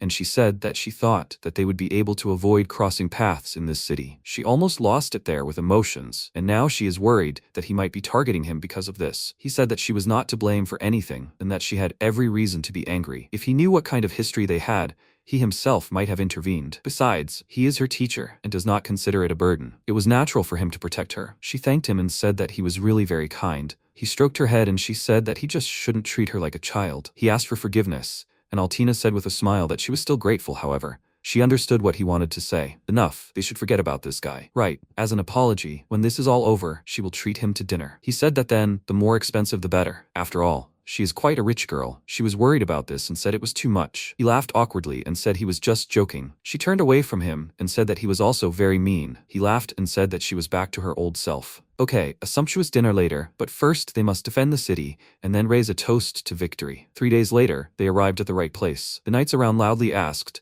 are the catapults ready yet? They must hurry. The dragon could appear as early as tomorrow. She said with a serious expression that the tension here was certainly palpable. Guy agreed and said that this place would soon become a battlefield. It seemed that this was the dragon-slaying cannon. Lilina said that the adventurer's task was to distract the dragon's attention. This weapon needs time to accumulate magical energy. The support of mages and catapults will also be there, but they will be the key to the entire operation. He looked around and said that so many people had joined forces and come so far. She said that, by the way, she would like to thank Lady Altina again. They were very helped by the fact that they were able to buy supplies at a reduced price. She laughed and said with a smile that she simply had a lot of connections. He looked at her with a smile and said that it was as expected of her. She was very happy because of his words and said that the teacher praised her. She looked at them and thought how she wanted him to praise her too. She began to imagine it, but their attention was drawn to Sigrun, who was standing nearby on the roof of the tower, and said that there he was, the old man who was leading her astray. How dare he stretch out his hands to the woman he loves? His guilt is heavy. He must apologize immediately. Then, so be it. He will perhaps forgive him. The protagonist looked at him and asked, what should he apologize for? He asked loudly, is he still asking for what? He jumped off the roof in front of them and said loudly that she would never have chosen an old man like him. That meant he must have used some kind of underhanded trick. He wouldn't forgive him. He pointed his finger at him and said loudly that he had to fight him. If he won, he would leave her alone. He calmly said that as far as he understood, they weren't dating and weren't even planning to. He smirked, called him a fool,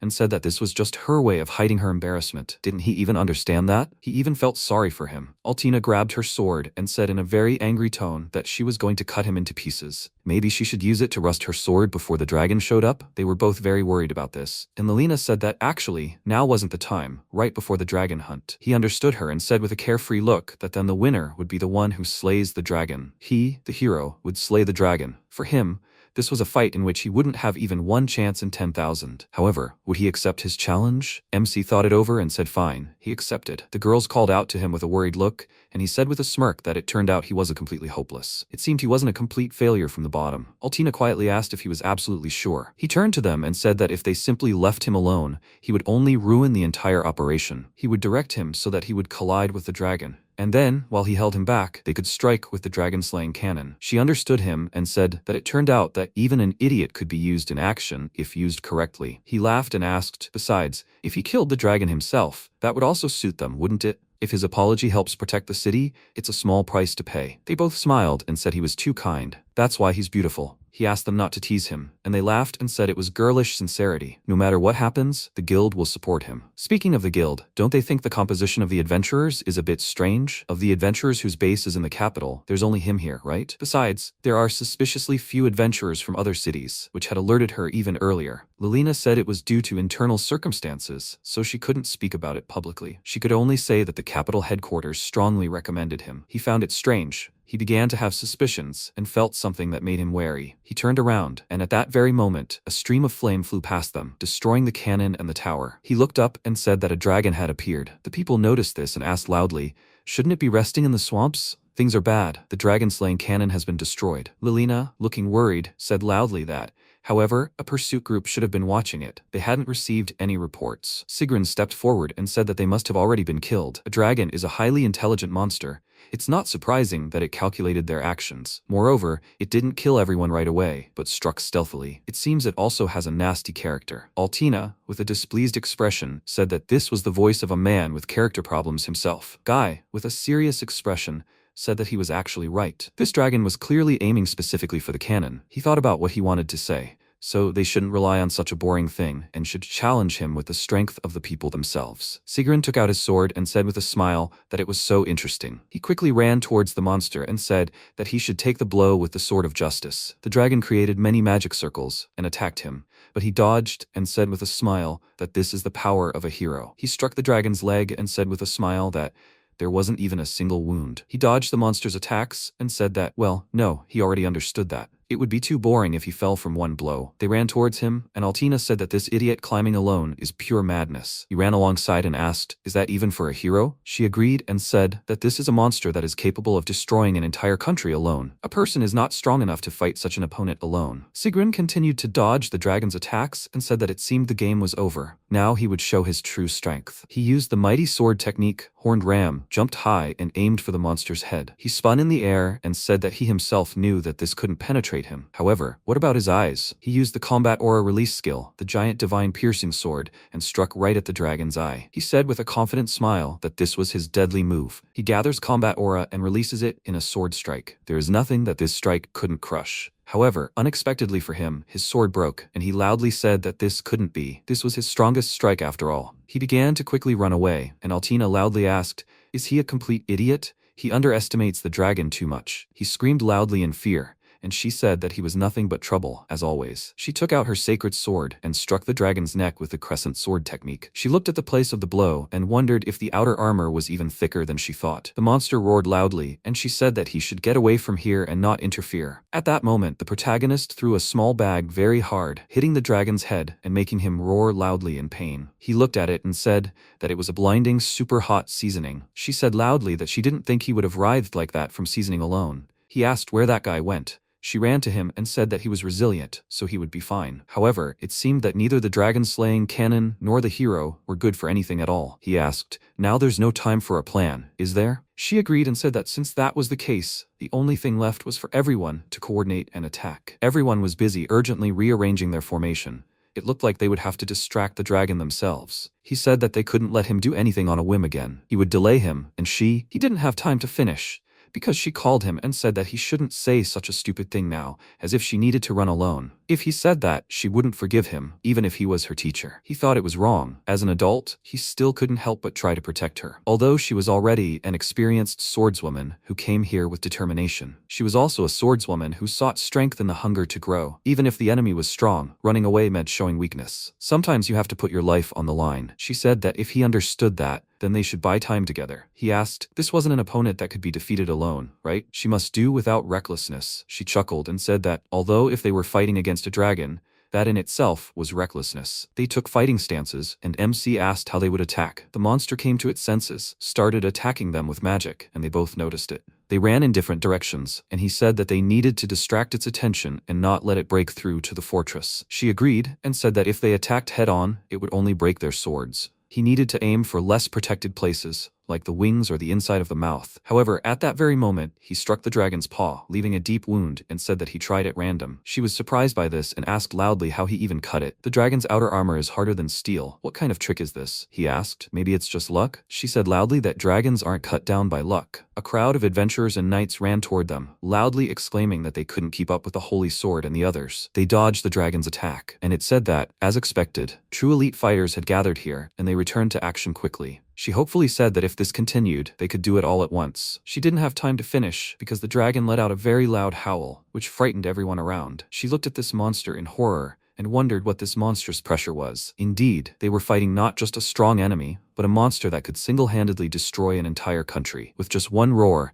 he plunged the experienced fighters into panic. Guy turned to them and loudly said that they should all calm down. The plan had failed, but what they must do hadn't changed. Kill the dragon and protect the city. Isn't that why they were here? They're standing here to protect the people they love, right? This gave Altina determination. She agreed, and said that, just because the dragon-slaying cannon was destroyed, didn't mean they'd lost. After all, the ancient warriors had fought the dragon alone, without it at all. That meant they could handle it too. The adventurers also plucked up their resolve, began to surround the dragon, and loudly said that they should distract it and create a breach. She quickly ran around the dragon, and said that if they watched its movements carefully, they could dodge. It stood its ground and said that this was bad. It was going to ram. Everyone near it scattered in different directions, and she loudly called out to the teacher and asked him to leave too. He looked behind him and thought that if he didn't stop, he would crash right into the fortress. However, Lilina and the wounded were there now. He couldn't let him pass. He said that he would stop him here. No one believed it was possible, but he didn't listen to them and took the dragon's head attack with his sword. Everyone was shocked by this, and he stopped the monster's movement and said that it would not go any further. He was able to completely stop the dragon, but because of this, his sword broke into many pieces. She looked at this with admiration and asked if she was dreaming. She already understood that he was an extraordinary person, but not to this extent. The rest of the people were also amazed by what happened,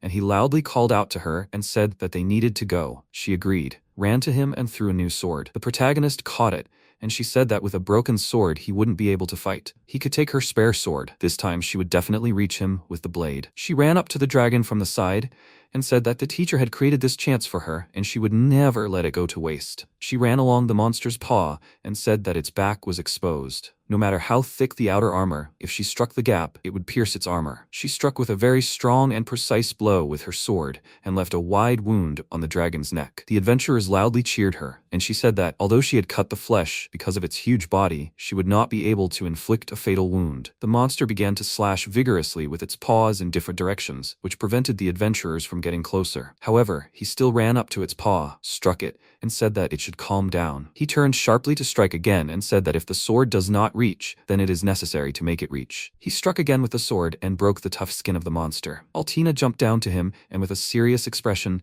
used the skill Combat Aura Release, Meteor. With a blow of her sword, she managed to cut off the dragon's leg, and it cried out loudly in pain. She was happy about what had happened, and loudly declared that she had succeeded. He turned to her and said with a smile that it was as expected of her. She said that it was thanks to him. She would not have come to this alone. He said that it meant it was a teamwork of teacher and student. She laughed and said that she liked the sound of it. They ran after the adventurers, and he thought that maybe this was inappropriate, but he was having an awful lot of fun. He always fought monsters alone, but now everything was different. He fought alongside a comrade for a common goal, something he had never known before. He even felt satisfaction. Although, it was probably too early to rejoice. The dragon began to take off into the sky, but at that moment, they began firing at it from catapults and ballistas. They looked at it and said that the effect was weak. However, they could at least pierce the wing membrane. Sigrun came to them and asked, "Is that all? What a disappointment." He had already disabled one of his legs. He should lose his balance at the moment of landing. That's when they would all strike together. One of the adventurers said that they would do it without reminders. He laughed and said that they should leave the lead blow to him. After all, he was a hero. MC looked at him and said that no matter how you look at it, he had nerves of steel. Altina sarcastically said that she was almost beginning to respect him for that. She asked, however, if this continues, they will win, right? He remained silent,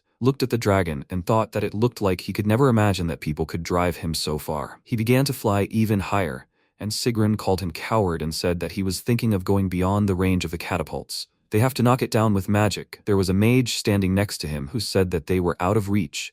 Only a dragon-slaying cannon could reach him. He looked up with a calm expression and thought that now the real attack would come. He was going to burn everything to the ground in a rage. She noticed this and said that he had only used the breath once, and she thought that it took a long time to accumulate. What should they do now? He looked at her and thought that it was understandable. They said that no one had experience fighting a dragon. Now it was his turn. He walked forward and said that they should all step back. He got into a fighting stance, took a deep breath, and thought that he needed to collect and drive this to the very tips of his body, and then become one with the sword. His sword was made to defend. He delivered a very powerful blow with the sword from below upwards, and with the pressure of the wind, cut the stream of fire in two. Everyone was shocked by what happened. He turned to them and asked, "What happened?" She loudly called the teacher and asked, "What just happened?" He was doing something inexplicable again. She repeated it again and asked, "Was it so incomprehensible that she repeated it 3 times?" Sigrun, with a shocked expression on his face, asked, "Did he cut the dragon's breath? Is there really a person capable of such a thing?" He, with a puzzled expression on his face, asked, "Is it so amazing?" They loudly agreed, and he found it strange, and thought that his grandfather handled it playfully, so he thought it was a common thing. However, at that moment, the dragon let out a very loud howl, which made them all feel an extremely strong pressure. Altina, with a frightened expression on her face, looked up and asked, "What was this terrible chill?" He also looked up and said that it was the intent to kill. No, not only that, such anger that it felt like it was crushing them. The dragon flew down very quickly with a loud cry. He noticed this and asked loudly, "Is he going to ram me?" They started running away, and she loudly asked the teacher to get out of there faster. He turned to them and loudly asked, "Are they tired of living?" Guy, with a calm expression on his face, remained standing there and said that this is where it all ends. He stared intently at the dragon flying towards him and thought that he must not let himself be suppressed. He needed to calm down. His sword skill, which his grandfather taught him, he would definitely win. He needed to concentrate. At the last moment, when the dragon flew up to him, he struck a very strong blow and said that it was over. He put all his strength into this blow and was able to cut it in two. The monster fell to the ground and he immediately sheathed his sword. The people, who had already started running away, turned around abruptly and asked what had happened. They saw the dissected dragon lying on the ground. She ran to it and asked the teacher what he had done. How did he manage to pull this off? He said calmly that it was nothing special. Altina said in a shocked tone that he had just stopped the dragon. He calmly said that he had simply used its momentum and struck at the right moment, and this was the result. She took a deep breath and said that he was, as always, beyond common sense. To stand up to a dragon's battering ram? Was he completely out of his mind? He thought that, in fact, she was his student, right? He wished she had a little more respect for her teacher. He said that even an older man knows how to show himself when necessary. She said that, however, it was too reckless. Why did he even do such a thing? He asked, who, if not him, would have done it? Even if there was a risk, he still had to do it. There are times when a man simply cannot back down, although maybe someone would call it old-fashioned male bravado. She said with a smile that she would not laugh. She truly respects him with all her heart. He thanked her, and she laughed and said that it meant he was just too kind. People came to them, shouting joyfully and loudly, proclaiming that they had won. They stood around them and said that it was amazing. He should at least say his name. He already thought that they would never win. He saved them all. She said with a smile that, of course, her teacher was simply incredible. He even killed a dragon with one blow. However, they all fell silent the moment Sigrun climbed onto the head of the slain dragon and plunged his sword in. He said with a smile that he was dead then. Altina, in a confused tone, asked him to wait and asked what he was even doing. He asked, "Isn't it obvious?" So it turns out that it was he, the hero, who killed the dragon. She was indignant about this and said that no matter how you look at it, it was the teacher who killed the dragon. The adventurers sided with her, and the protagonist, with a calm expression, thought so it was because of that very duel, right? He simply laughed at their discontent and said that they should stop talking nonsense. Who would even believe such a thing? Some nameless old man killed a dragon? Nonsense. He, the hero, killed the dragon. Which of these versions is true? It seems obvious, doesn't it? He is a hero, and he is the son of an influential aristocratic house. They understand what this means, right? That's right. He is the winner. Such is the immutable law of this world. She was very angry about this and called it idiocy, and he felt her murderous gaze even from behind. He went to them, called the old man, and asked if victory in this duel was his. No objections, right? However, he still proved to be somewhat useful, so he will put off the question with her for now. It seems her eyes have not opened yet. She was quietly saying something with a very displeased expression on her face, and he thought she already wanted to kill him. He approached them and said that he still had to apologize. He must say that he asked for their generous forgiveness for the fool who dared to go against the great hero. Altina had already grabbed her sword and promised to kill him, but MC put his hand in front of her to stop her and asked her to wait. She asked loudly in an indignant tone, he was not going to listen to this idiot, was he? He calmly said that it seemed he had no choice, because a commoner is not allowed to go against the nobility. He did not need any merit. If everyone remained safe, that was enough, but he was not going to apologize. After all, he was her teacher. If he bowed his head so easily, it would be a shame for his student too. Therefore, he could not agree to such an unfair apology. He was indignant because of this, wanted to say something, but he interrupted him and said that now he did not look like a hero at all. Wouldn't it be better for him to first learn to behave as befits his title? As a swordsman, he was even ashamed to look at him. He thought that he had the face of a man who was faced for the first time with the fact that everything was not going according to his will. Guiding the young is the duty of adults. He hoped that he would understand this someday. Sigrun left with a displeased expression and said loudly that he remembered his face. He said with a smile that the youth really is full of strength. Altina was still angry and asked how the guy dared to do this to a teacher. She would never forgive him. He calmly said that he was fine. He also wanted to thank her. She was a little confused by this and asked what exactly he was thanking her for. He said with a smile that he was very pleased that she was so angry because of him. It seemed that he really did have a wonderful student. She became embarrassed and asked if that meant he was glad that she was by his side. Guy agreed and said that he thought of her almost like a family member. He wasn't very good at acting like a real teacher yet, which is why he asked to be allowed to at least look cool in such moments. Although, maybe it didn't look cool. She said that wasn't true at all. He was really cool. Besides, he could consider himself the coolest in the world. This is because he protected her, not with his fists, but with his mind and common sense. He agreed with a smile and said that he, too, was glad that everything was okay with her. She became embarrassed because of this, turned away and said that this smile was no longer fair. He called her by name, but she asked him not to look at her face, and he asked what happened. She embarrassedly said that nothing happened, so he shouldn't look. He, with a confused expression, thought that he had been scolded. Girls at that age really are difficult. A few days after defeating the dragon, they returned to the city along with the adventurers they had fought alongside. They all entered the guild building and heard the adventurers ask in admiration, "So it was he who defeated the dragon?" Sigrun said that, as expected of an S-rank monster, the enemy was very strong. However, he still proved stronger, and in the end, he cut it down with a single blow. If not for him, the extermination squad would have been completely annihilated. The adventurers listened to his lies in admiration, and the protagonist only laughed and said that he would never change. Altina indignantly said that he was lying like a cat in front of the adventurers who hadn't participated in the battle. Lilina said that now it was clear why he returned before them. The adventurer who had participated in the battle with the dragon could not stand his insolence, stepped forward and asked if he would stop already. The dragon had been defeated by their older brother. He turned to them with a smirk and said that, however, he had heard that he had only recently become an adventurer. Such a man could not defeat a dragon. The indignant adventurer asked, had he decided to take someone else's glory by force? He had seen everything with his own eyes. Sigrun asked what this meant, his only version versus his version. A girl nearby raised her hand and said that she had seen it too. Many adventurers supported them and told them how it really happened. He indignantly called the old man, called him pathetic, and asked, was he going to continue hiding behind these people and letting them protect him? Maybe he should come forward and tell it himself. Honestly, MC, with a calm expression on his face, scratched his head and thought that he would like to resolve everything peacefully. Altina stepped forward and indignantly asked,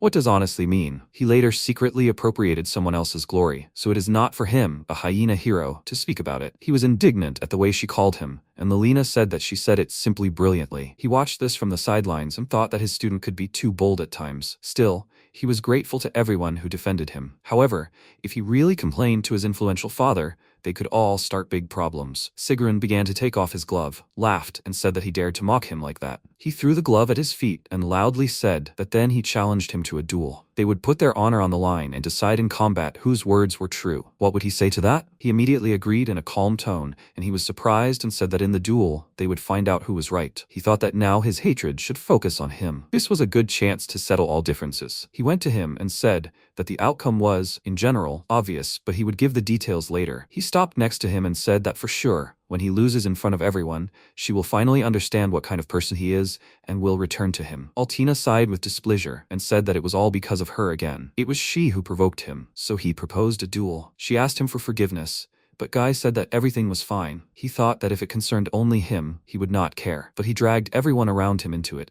He said with a smile that he himself wanted to accept this duel. She asked, that is, not just for the sake of settling everything. He is still an amazing person. He is so kind. He never remains indifferent. He does not pay attention to Sigrun at all. She could not calmly endure and watch how her teacher, whom she loved so much, was insulted. She clenched her hand into a fist and said that she respected him so much. Lilina called out to her with concern, and he approached her, stroked her head, and said that her feelings were very dear to him. He was truly grateful to her for everything. She sheepishly called out to the teacher, and he continued to stroke her and thought that she was like a kitten. She looked at this with envy, and he, with a determined expression, said that he would win, that defeat was impossible. He thought that he was an A-rank adventurer and so strong that he had been awarded the title of hero, If he thought sensibly, he wouldn't be able to handle it. However, if he lost, he would only become even more arrogant, and then he could treat her and everyone else cruelly. He couldn't allow that. He said that she shouldn't worry, he could handle it. Altina said with admiration that now, finally, the fire in his eyes was visible. They, along with the adventurers, said that he should give that smug idiot a good hit. They would root for him. The older brother will definitely win. She'll be taking the townspeople on a ride now. He thought it was very inspiring. He just needed to give it his all and victory would be his. Wait, did someone say they'd call the townspeople? A few days later, they gathered in the square, where a huge crowd of residents had gathered, and the protagonist asked, "Isn't that too much?" She stood nearby and said that it was a duel with the hero's participation. Of course the people would be interested. Besides, it seemed the tension from the dragon's attack had rubbed off on the townspeople. For them, it was also a way to breathe out a little. He understood her and heard people nearby say that the odds were 8-2 in favor of the hero. Who were they betting on? Of course, he bet on the hero. He wanted to take a risk and bet on the old man. He looked at them and thought with a confused smile that it seemed like everyone just wanted to make some noise. The residents said that this old man was also good. He decided to challenge the hero himself. She approached the people who had spoken and said that her teacher was simply incredibly strong. They were surprised when they saw her and wanted to say something, but Lilina approached them and said that they understood everything correctly. Before them was a person who had accomplished many great feats, a famous swordswoman and saint of the sword. The people were surprised by what they heard and asked, wasn't it the king himself who gave her the sacred sword? She was the one who was among the best in the entire country in terms of strength. If she called him teacher, did that mean that person was also strong? He was a little nervous about this and thought that the situation was getting tense. Altina approached her and asked,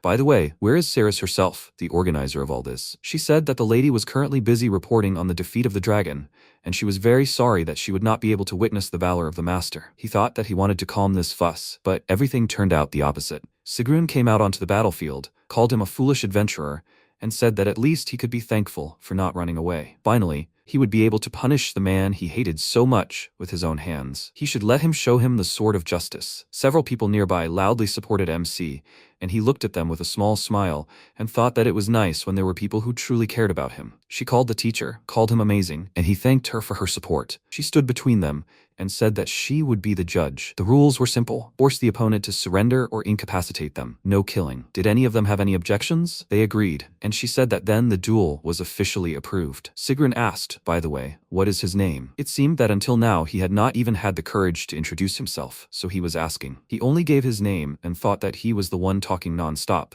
not letting him get a word in edgewise. He doesn't think that with the same last name they are completely unrelated. Also, the way he acts is too reminiscent of his half-brother. He asked, so what is his last name? He wanted to know more about him and asked if it matters. He agreed with this, called him an inexperienced adventurer, and said that he foolishly challenged a glorious hero and died in battle. He will have it engraved on his grave. He wondered if killing is forbidden. He suddenly became serious and said that the games are over now. Guy looked at him intently, felt his terrifying aura, and thought that so this is what he is like, a hero. If he fought seriously, he probably really would have killed the dragon. However, he does not intend to retreat. He is pursuing Alton and harbors a grudge against everyone who does not obey him. He cannot leave it like this. His sword is meant to protect. It will definitely protect everyone. She announced the start of the duel, and at that very moment, Sigrun ran towards him and struck him in the head with his sword. However, he easily parried this attack, but he suddenly turned around and struck from the other side. He easily blocked this blow, and he said with a smile that it turns out he really knows how to do something. But the warm-up is over. From now on, he will gradually pick up the pace. He continued to attack with his sword,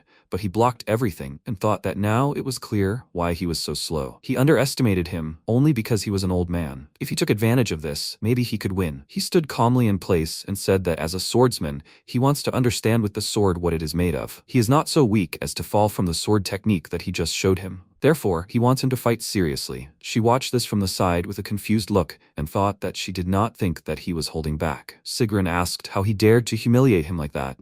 He ran towards him with a confident smile, started attacking him, and loudly said that now he would show him the power of a hero. He laughed loudly and asked how he could handle that. He couldn't do anything against him, right? Altina watched from the side and said that he said that, but his sword had never even reached the teacher. Besides, since he was blocking everything without exception, he really didn't understand how much of a difference in strength there was between them. He jumped back, doing a somersault, laughed, and asked why he would give in to some old man. It was simply impossible. He used the skill Mighty Sword, Horned Ram, and struck with his sword. The protagonist dodged this attack, but he began to deliver multiple rapid strikes and called it the skill Thousand Fang Sword. However, he dodged all of his strikes with incredible speed. He was shocked by what happened, and she said with a smile that it was as expected of the teacher. She thought that even his breath didn't catch, and he dodged everything. Whatever he is still an outstanding swordsman. Even if he is overconfident, he cannot help but notice such a difference in class. The only question is whether he will be able to accept it, to acknowledge the limits of who he is now. It is still too early. The true strength of a hero should be completely different. It is written right on his face that he thinks exactly that way. He doesn't counterattack at all. Sigrun clenched his teeth in dissatisfaction,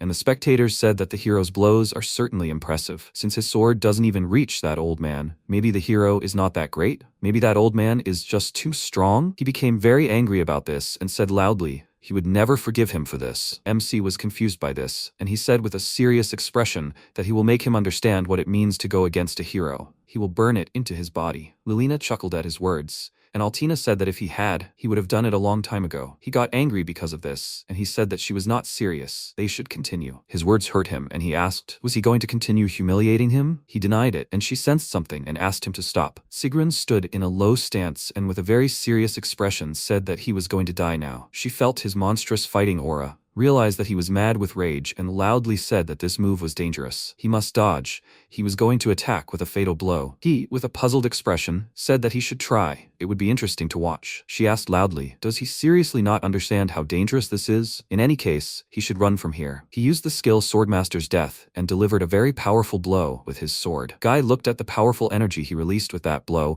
and wondered if he was going to hit the audience too. He wanted to fight him for real, but now he had no choice. He needed to focus. He couldn't blame him for this later. When he ran up to him, he swung his sword and thought he'd stop him there. He delivered a powerful counterattack, redirected the energy, and said it was over. Sigrun lost consciousness from that attack, and Altina said in surprise that he'd neutralized the last swordsman and then immediately counterattacked. His face clearly showed that he didn't understand he'd done anything strange. She was going to explain some common sense to him now. The last swordsman, that's a technique of the highest order. Usually it can't be neutralized, much less counterattack perfectly after that. Is he really human? He looked at her and said that she was saying terrible things. The world is big. Maybe there are things even she doesn't know? She said that maybe that's true. He understands, right? That you can't just get away with something like that. It's so infuriating that she can't properly convey to him how incredible this is. Sigrun came to his senses, clenched his hands into fists, and said that it was impossible. She looked at him and said that he was still alive. The protagonist agreed and said that he had been holding back. She said that he still had some reserve to hold back. He said that his grandfather did it playfully. Isn't that quite common? She turned to him and said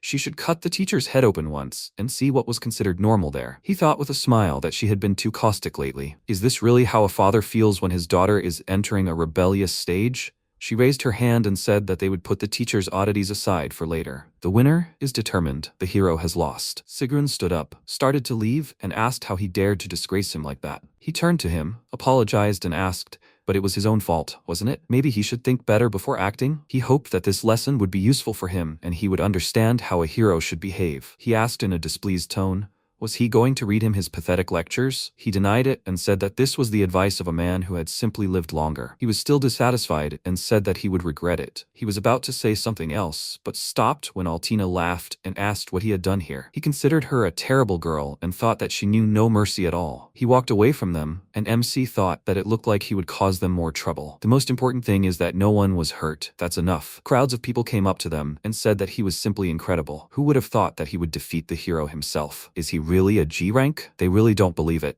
Maybe he should come into her shop tonight? She would give him a discount. She was indignant about this, drove the girls away from him, and he thought that it was unusual for him to be looked at like that with a smile. People are scary. Perhaps he really had been captivated by this thought all this time. At Golveig's house, everyone treated him coldly, as if he didn't exist at all. After that, he lived quietly in the depths of the mountains and had almost no reason to communicate with people. Still, if he wanted, he could go down to the city. However, he couldn't, because he was afraid that the same thing awaited him again as in childhood. He just ran away. What a pathetic person he was. However, it was still a delusion. The outside world is so bright and there are kind people here too. The words his grandfather told him before he died, find your happiness. Perhaps this is exactly what he was talking about. Until the very end, he continued to think about him, continued to worry about him, and he was grateful for it. He was glad that he was able to live next to him, that he was able to learn the sword from him, and that he was able to be his grandson. After some time, they arrived at the castle. Ceres bowed and said that this time, she asked to be allowed to thank him from the bottom of her heart for saving the city. If not for him,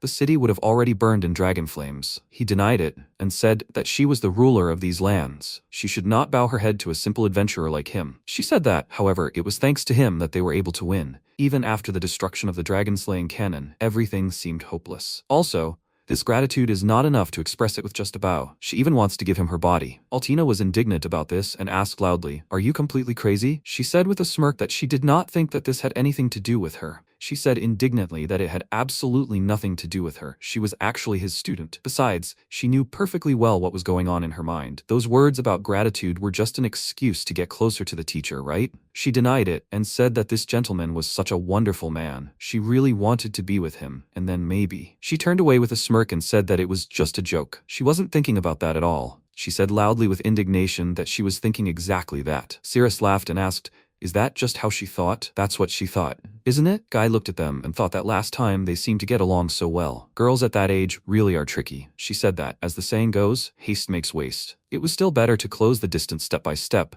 and began to build a friendly relationship. So, in addition to the promised gold coins, she would like to give him a gift worthy of the city's hero. Also, of course, if it was him, she would only be glad. He looked confused and thought that he felt a bit awkward. After all, he had simply gotten into a fight. He said that he didn't need anything like that. She was a little surprised by this and said that it was cruel, since, by the way, she was quite confident in herself. He was surprised by her words and said that he didn't mean it at all. She laughed and said that it was a joke. A master's heroic deeds simply must be rewarded. She asked for forgiveness and allowed her house to save face. He said that even if she said so, he really didn't need anything in particular. She laughed and said how modest he was, although perhaps that was precisely his charm. He said that he was simply happy with what he had. Altina turned away in embarrassment and called him a fool, and he asked why she was angry. She said embarrassedly that she was not angry at all, honestly. He did not understand her, but she remembered something and asked, "The teacher's sword broke then, right?" She asked admiringly. "That was when he stopped the dragon and threw it away." She was talking about that situation, right? She asked, since such an opportunity presented itself, maybe she should ask for a sword for him. After that, they began to climb the stairs,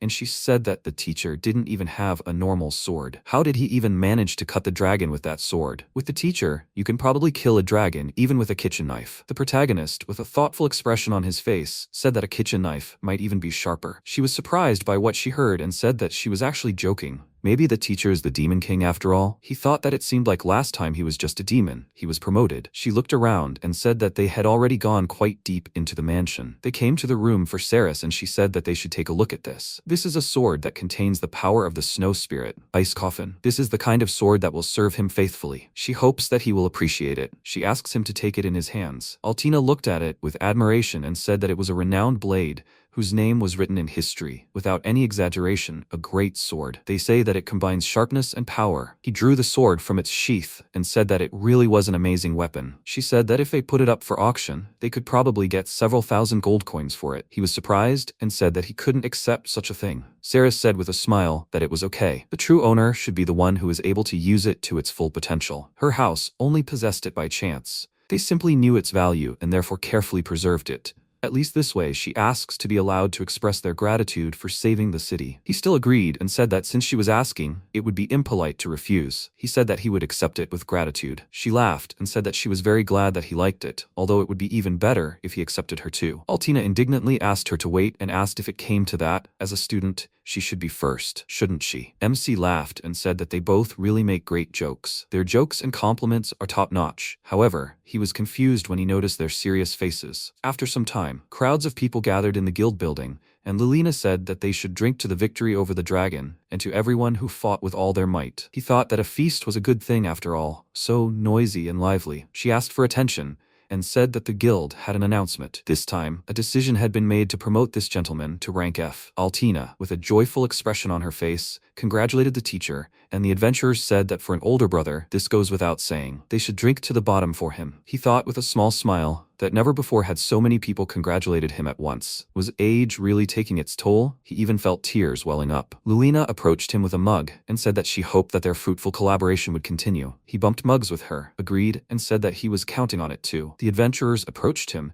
and said that they asked him to tell again how he had cut the dragon in half with one blow. He said with a smile that it was more like luck. They both said at the same time that you can't defeat a dragon with luck alone. He thought that people in Estrant really do understand each other very well. He had noticed this for a long time. Altina, with a joyful expression on her face, called the teacher and asked if they could have a drink. He looked at her and thought that she was already drunk and staggering, as expected of the Saint of the Sword. She hugged him and said that she was not enough. Guy, looking confused, said that there was no need to hang on to him like that. She looked at him with embarrassment and said that so what, it was a loving hug from a student. She congratulated him on his promotion. He, looking confused, said that she drank too much and was now pestering him. She, with a joyful expression on her face, raised the mug above her head and said that they defeated the dragon and the idiot hero got what he deserved. Only good events, so they should cuddle some more. He said that her other personality must have woken up. He looked around and thought that he hoped that in the morning she wouldn't remember what she had done. She called the teacher and said that she was just very happy, because it seemed to her that he didn't know how to laugh for real, from the heart. However, now he really looked happy, so she was happy. He thought that he was grateful to her for feelings that he didn't experience. He stroked her head, thanked her, and thought that she had helped him, pulled him out of his despondency, and helped him gain self-confidence. Although, as a teacher, he should probably still teach her how to drink properly. She asked him to stroke her with a contented look, and the main character said that if she didn't stop drinking, she would feel very bad tomorrow. She said that it didn't matter to her, because she was strong against alcohol. When Altina fell asleep, he carried her in his arms, and the adventurers wished him good night. He brought her into the room, laid her on the bed, was about to cover her with a blanket, and wished her good night. However, unexpectedly, she grabbed his hand and pushed him onto the bed next to her. He was surprised by this and said that there was no need to make the old man's heart pound like that. She remained silent with a satisfied smile, and he thought that he had already thought that she had used some kind of technique on him. Then, he would go to his room. He was about to get up, but she hugged him and put her leg on him. She laughed, called the teacher,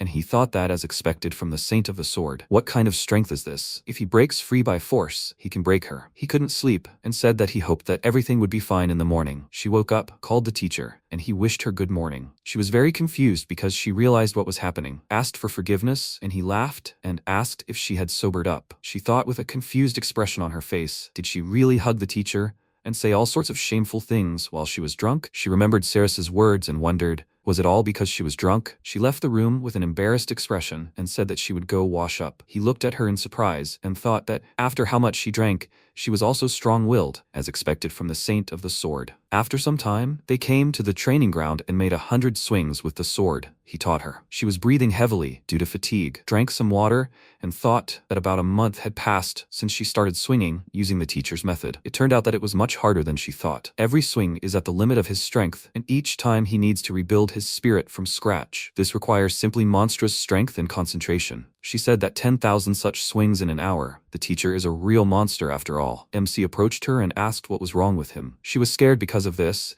and said in a confused tone that nothing was wrong. Did he do swings too? He agreed and said that he also finished it along with chopping wood. She was surprised, and he said with a smile that 10,000 swings is a daily task. If he wants to grow, he needs to do not only the basics, but also overcome the limits. She asked with a confused expression, however, does he do this every day? What if external conditions do not allow it? He said that on the contrary, it is even good. On such days, it is more difficult to concentrate. Does she understand what he means? This means that the training becomes even more effective. She asked in a surprised tone, what if there is an injury or a storm? She wondered if he had really gone that far. It seemed the teacher was even more incredible than she thought. Altina asked him to listen, and said that today he had to train her properly. He didn't mind and asked, but what was she suddenly so fired up about? She said with a small smile that she was just in that mood. He agreed, suggested that they try together, and she thought that otherwise she would not only fail to catch up with the teacher, but the gap between them would become even wider. What else could she do but try? They had a training fight, and he said with a smile that it was as expected of her. However, she missed the left punches. She understood him, and thought how wonderful it was to train with the teacher, and just be around him too. She laughed and said that she wasn't going to lose. When they finished the fight, he asked, by the way, how does she usually train? She thought about it, and said that it was mostly those crazy swings, of course. He said that wasn't what he meant. He wondered how she trained towards the title of Sword Saint even before meeting him. She thought about it and said that it wasn't like with the teacher. Not with those crazy, completely abnormal swings, but with normal ones. There was basic training, of course, and then there were real fights. Basically, she just fought monsters. She fought many times, honing her sword. Guy understood her and said that it meant she wasn't just gaining strength,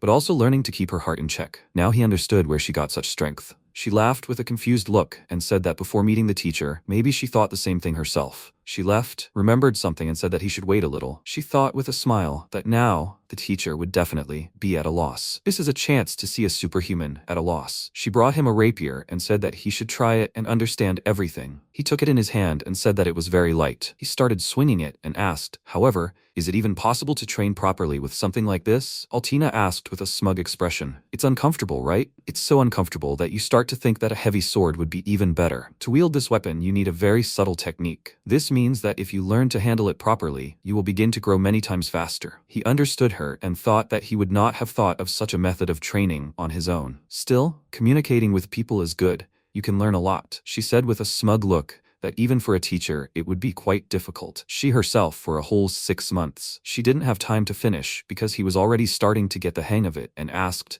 is that roughly how it is? He was beginning to understand the principle. She asked loudly in a shocked tone, why did he master it in an instant? It took her half a year. She thought even the teacher would need at least a month. What is this anyway? And what kind of person is he? The main character said that maybe he just did it by accident. She laughed and said that after all, she really is just a frog at the bottom of a well. She went to the well standing nearby with a shocked look and said that no, she is ashamed to even call herself a frog. She is just some kind of incomprehensible water creature at the very bottom of the well. He said that she shouldn't be so hard on herself. She turned to him and asked who he thought was to blame for her being in this state. That's it, enough. They will go drinking tonight. He asked if she had already forgotten how it all ended yesterday. She said with a slightly uncertain smile that it was okay. This time she would stop in time. After some time, they came to a tavern. She called the teacher and said that he should drink more. This is his punishment for hurting her pride. He sat next to her and asked, didn't they agree that she wouldn't overdo it? She leaned toward him with a happy expression and said that she wasn't drunk at all. He should drink faster. He refused and said that he'd probably had enough. She laid her head on his legs and said that a girl's soul is very fragile. He said with a confused smile that here it is. Everything has come to this again. After that, he carried her into the room and said that he wanted to believe that today she would simply sleep peacefully. Everything happened exactly the same as last time, and he said that after all, she grabbed him again. Sometime later, far south of Astrante, people were walking through the forest and said that they had come a long way from the capital to investigate. However, is something really going on here? In fact, a pack of high ogres, a Cerberus, and even a dragon have already appeared here. He shouldn't be talking nonsense for such monsters to appear in one place in such a short time. They noticed footprints on the ground, but suddenly they were attacked by monsters, and they screamed loudly in fear and pain. They were shocked because there were so many monsters here. At the same time, in the city, Altina said that they had also successfully completed this task. MC agreed and asked, but weren't his tasks not enough for her? Maybe it would be better for them to take tasks separately? She denied it and said that watching the teacher fight monsters was useful. She thought with a smile that besides, she just wanted to be near him. She asked if since they returned early, maybe they should go shopping or to the theater. Lilina met them and said that it was good that they had already returned. She heard that they had already returned. They approached her and she said that she and the teacher were actually going to the play now, so she shouldn't interfere. She was surprised by what she heard and asked, is this a date? It's not fair. They should take her with them. He thought about it. So she wants the three of them to go? She denied it and said yes, that's not the main thing now. An emergency has arisen. By order of the guild master, an urgent task has been announced. They came to the guild, where Adele sold. The guild master said that he was grateful and appreciative that they responded to such a sudden gathering. Guy looked at him and said that, so this is the guild master of this city. Altina stood nearby and said that they say he was once a first-class adventurer. He looked around and said that however, as always, there are only high-ranking adventurers here. She said that for some reason she has a bad feeling. Sigrun stood behind them, who said that it was so strange. It turns out that there is one F-rank adventurer here, an old man who thinks he defeated him, although in reality, he was simply lucky when, due to poor health, he couldn't exert even a tenth of his strength. She skied in displeasure and said that he had been summoned too. He said that of course, he was a hero after all. All the hopes of the common people rested on him. Whatever this urgent task was, he would finish it quickly. So, what exactly is this emergency? Adele said that recently, one anomaly after another has been happening around Astrante. An investigative team was sent from the capital to figure out what was happening. The problem is with the last message they received. The team was destroyed. No search is required. Then, a major distortion of magical power was detected. An urgent report to the capital is required. This is a mass invasion of monsters, a stampede. He was shocked by what he heard, and she said that this was no longer just a problem for their city. If the surging monsters move on, they will destroy everything, one city after another. Then, what is the scale and how much time do they have left? He adjusted his glasses and said that a new reconnaissance squad, assembled after that, had returned this morning. According to their report, a mutated specimen possessing monstrous strength had been confirmed. This mutated specimen was likely the core of the stampede. The monsters had already begun moving, focusing on this one. and most likely, in 3 days, a disaster-class stampede, over 10,000 monsters, would approach the city. Sigrun quickly left, apologized, and said that he had just remembered an extremely important task. It was a pity he wouldn't be able to help them. Altina turned to him and asked if he was planning to escape. He had hidden his concern and asked for the hero to escape. That simply couldn't be true. There was simply a task that only he could handle. An urgent task takes priority over everything else. She couldn't possibly not know that, right? She didn't believe him, and said that even his strength wouldn't be needed here anyway. The protagonist thought his displeasure was clearly written all over his face. He said with a wide smile that it was true. There was nothing a hero couldn't handle. He would quickly suppress the stampede too. However, this time, Adel said his words were reliable. They would count on him. He wanted to say something, but he didn't listen and said in a serious tone that he was grateful to him. He sat down on a chair with a depressed look, and he thought that the chronicles still contained records of a natural disaster-class stampede that had once destroyed 10 cities. Such a disaster would come to them in just 3 days. Evacuating the residents in time was simply impossible, wasn't it? He asked what the Adventurers Guild's position was. He said with a serious expression that they had discussed this more than once with the ruler and the knight commanders. There was only one option: meet them in battle. Altina raised her hand and said that she supported this option. However, if they chose a siege tactic, they would lose. This time, the capital will definitely send help, right? Lilina said reinforcements were already on their way. However, they were reportedly only arriving in 5 days. MC said that meant they only needed to hold out for 2 days. She said that, given Estrante's strength, it still seemed too difficult. Adele held up a scroll and said they had a trump card, magical devices that deployed a barrier. They would install them at various points and cover the entire city with the barrier. Sigrun understood him and asked, "So they'll take cover behind the barrier and just wait it out?" He said there was no guarantee the barrier would hold, so they'll fight and hold back the onslaught. The barrier is needed to protect against attacks from all directions. Defensive points will be limited to small fortified areas and they'll concentrate their forces there. They're already preparing traps and everything else to give even a small force an advantage in battle. Their task is to stop the Stampede's advance here in Estrant. Guy said this town is closest to the Stampede's origin, meaning stopping it here will minimize the damage. The main thing is, if they can hold off the monsters, they'll be able to clamp down on them. He agreed and said the barrier wouldn't be needed simply for defense, but for attack. Sigrun, looking worried, asked him to wait and said that they were talking about a natural disaster-class stampede. He didn't think everything would go according to plan. He adjusted his glasses again and said that the hero was right. Therefore, even though this is an urgent task, no one will be forced. They are obliged to remember confidentiality, but if someone wants to leave the city, they can leave. They will not be stopped. He thought that no one has the right to judge him for refusing such a task. The fact that everyone hesitates is quite natural. Sigrun said with a smile that then, perhaps, he will go. The protagonist thought that his sword exists to protect. He stepped forward and said that he will fight. Against them, a natural disaster-class stampede, perhaps he cannot do much. However, if there are lives that can be saved, he will still take up the sword. Altina followed him and said that of course, she will fight too. This is the city where she met the teacher. Even though she has lived here for only a short time, everyone has been kind to her. She has fallen in love with Estrante and the people who live here, so she wants to protect them. The other adventurers also expressed their desire to protect the city, and Sigrun skied in displeasure and said that they could do whatever they wanted. Adele said that he was counting on them. He thought that measures against the stampede were being prepared at a frantic pace. Preparing for the decisive battle, Cirrus and the others explained to the residents what was happening. It seemed that she really enjoyed the people's great trust. She came out into the square in armor and said that they were all, of course, scared, but she was asking them to give them their strength. They must protect Estrante together. He thought that instead of panic, the residents themselves began to offer help. After that, she came to MC, called him and said that she was grateful to him for staying in the city. There was nothing more encouraging. He said that if he really was useful in any way, that was already good. She laughed and said that she thought his presence alone had greatly raised the people's spirits. Altina, with a satisfied expression, agreed and said that the teacher was, after all, the savior who had protected the city from the dragon. Lilina, smiling, added that, by the way, the master had an excellent reputation with his clients. He even took on tasks that ordinary adventurers wouldn't be interested in. Even if the reward was small, he still did the job well. The way he calmly and persistently completed one task after another was also very impressive. Everyone admired him. That's why they now wanted to become his support, so they said. He, with a confused smile, said that he only took on tasks that suited his strength. However, he certainly didn't do it for the sake of one day fighting a stampede. They immediately noticed his embarrassment,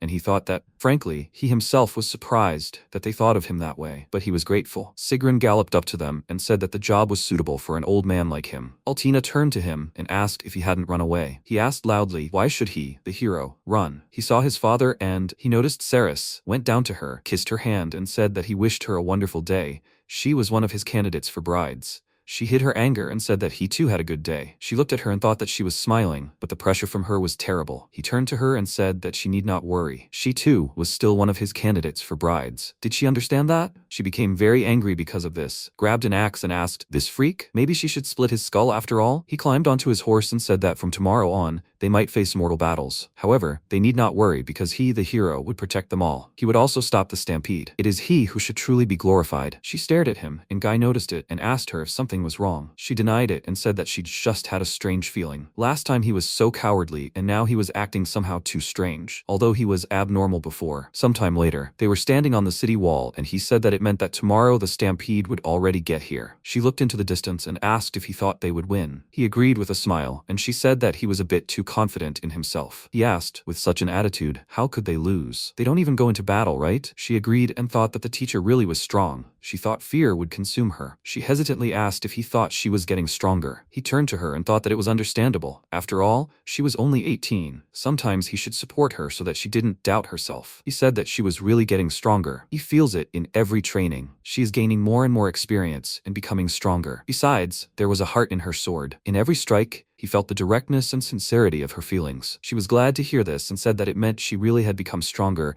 and could still grow. Okay, then tomorrow she will show what her strengthened sword is capable of. He said that only she should not be too arrogant. She agreed, and he said that, of course, he said all this with an important air.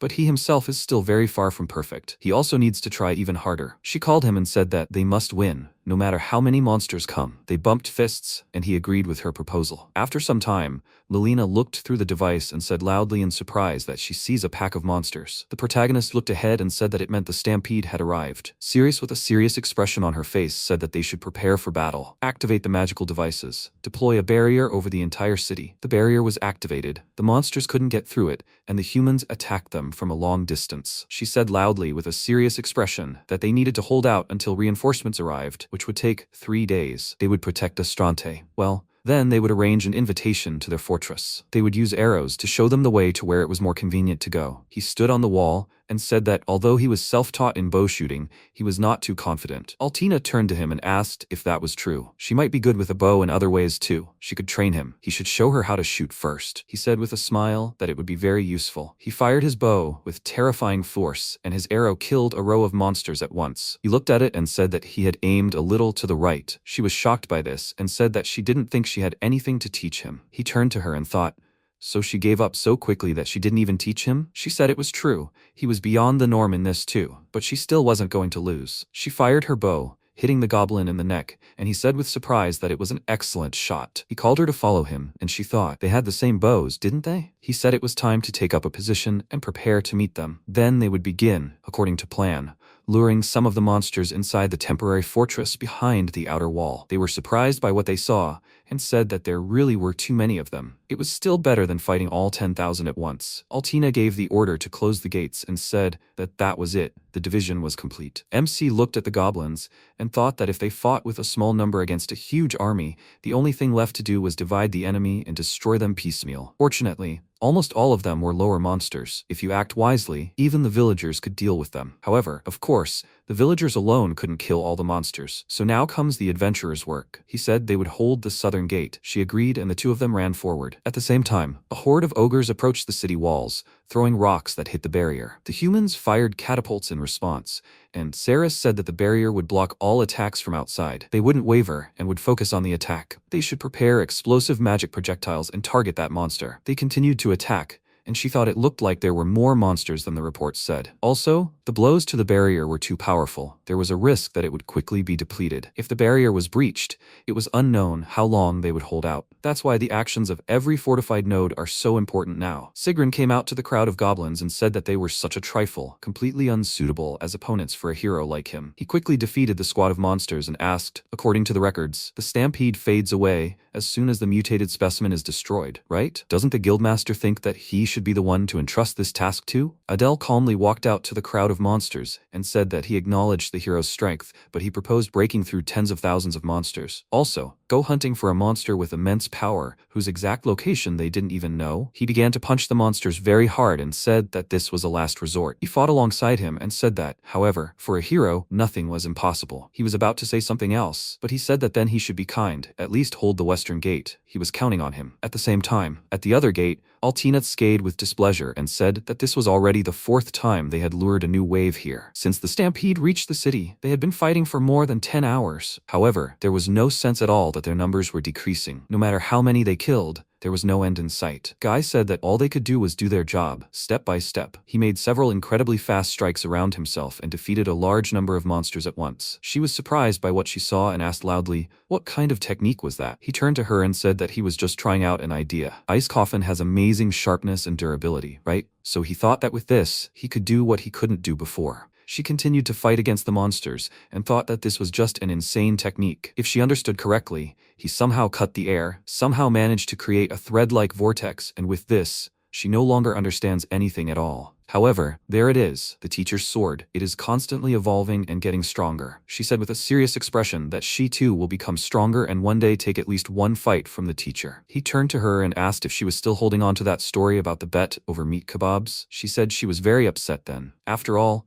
she had to pay for 10 whole skewers. He asked, but she was the one who ate 7 of them, wasn't she? They killed all the monsters nearby, and she said that it looked like these were finished. He thought that she had diverted the conversation again. He said that then they should tighten the next wave. He ran off and she asked, "What do you mean?" He heard something, looked around and asked, "Were those cries of jubilation?" They climbed the wall, saw that the monsters were retreating, and she asked, "So they surrendered?" He denied it and said that they hadn't lifted the encirclement. Doesn't she find it alarming that the mutated specimen never showed up? She turned to him and asked, "Is he trying to say that today's battle was just reconnaissance? If this freak can still think, things are bad." Ceres called the two of them and said that they needed to talk. Could they come this way? They went up to her, and Altina loudly asked, "Aren't reinforcements coming?" He asked her to be quiet, and she said that it looked like the storm had washed away several bridges and it was still unknown when they would be able to cross the river. That's not all. Over the past few days, the number of monsters has apparently grown even more. Now their number is estimated at between 20 and 30,000. At this rate, they won't have enough arrows, magical devices, and magical power to maintain the barrier. If they were attacked again on the same scale as today,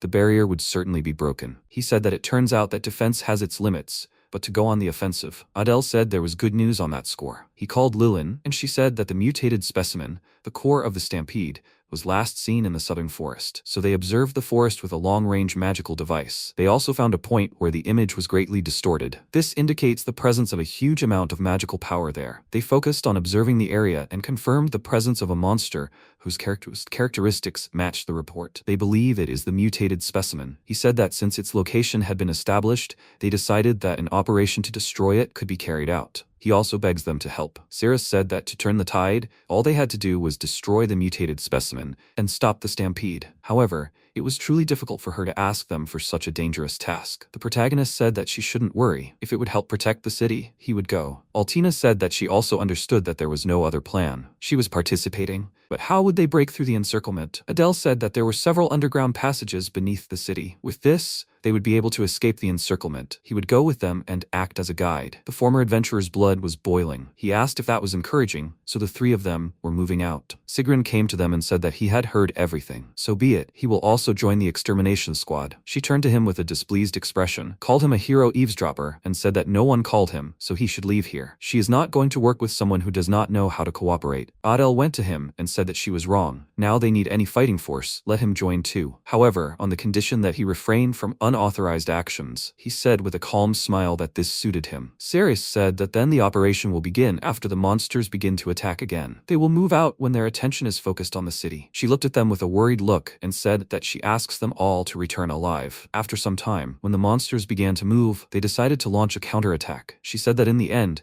they did not move at night and the attack began only in the morning. What kind of mutated specimen is this, if it is capable of controlling monsters like this? At the same time, Altina walked along the underground passage and said she hadn't thought there was such a place under Estrante. Adele walked ahead with a lantern and said that some of the underground passages were used for water supply and sewerage, but this passage had been built back when there was a quarry here. Most of the passages had collapsed or were flooded, but in case of emergency, some passages and exits had always been managed by important people in the city. Sigrun said that this was clearly not a road for a person of noble birth like himself to use. She said in a disgruntled voice that if he complained, she would throw him into the sewer. He called her language rude and said that if she wanted him to pay attention to her, she should become a more chaste woman. She became even more angry and said that now she would drown him in the sewage. He shone the light on the door and said that they had reached their destination. If they exit here, they will get to the observation point for the mutated specimen by the shortest route. He inserted the key into the keyhole, and Sigrun noticed it and asked, "Is this a magic lock?" Adele agreed and said that even if someone finds this door,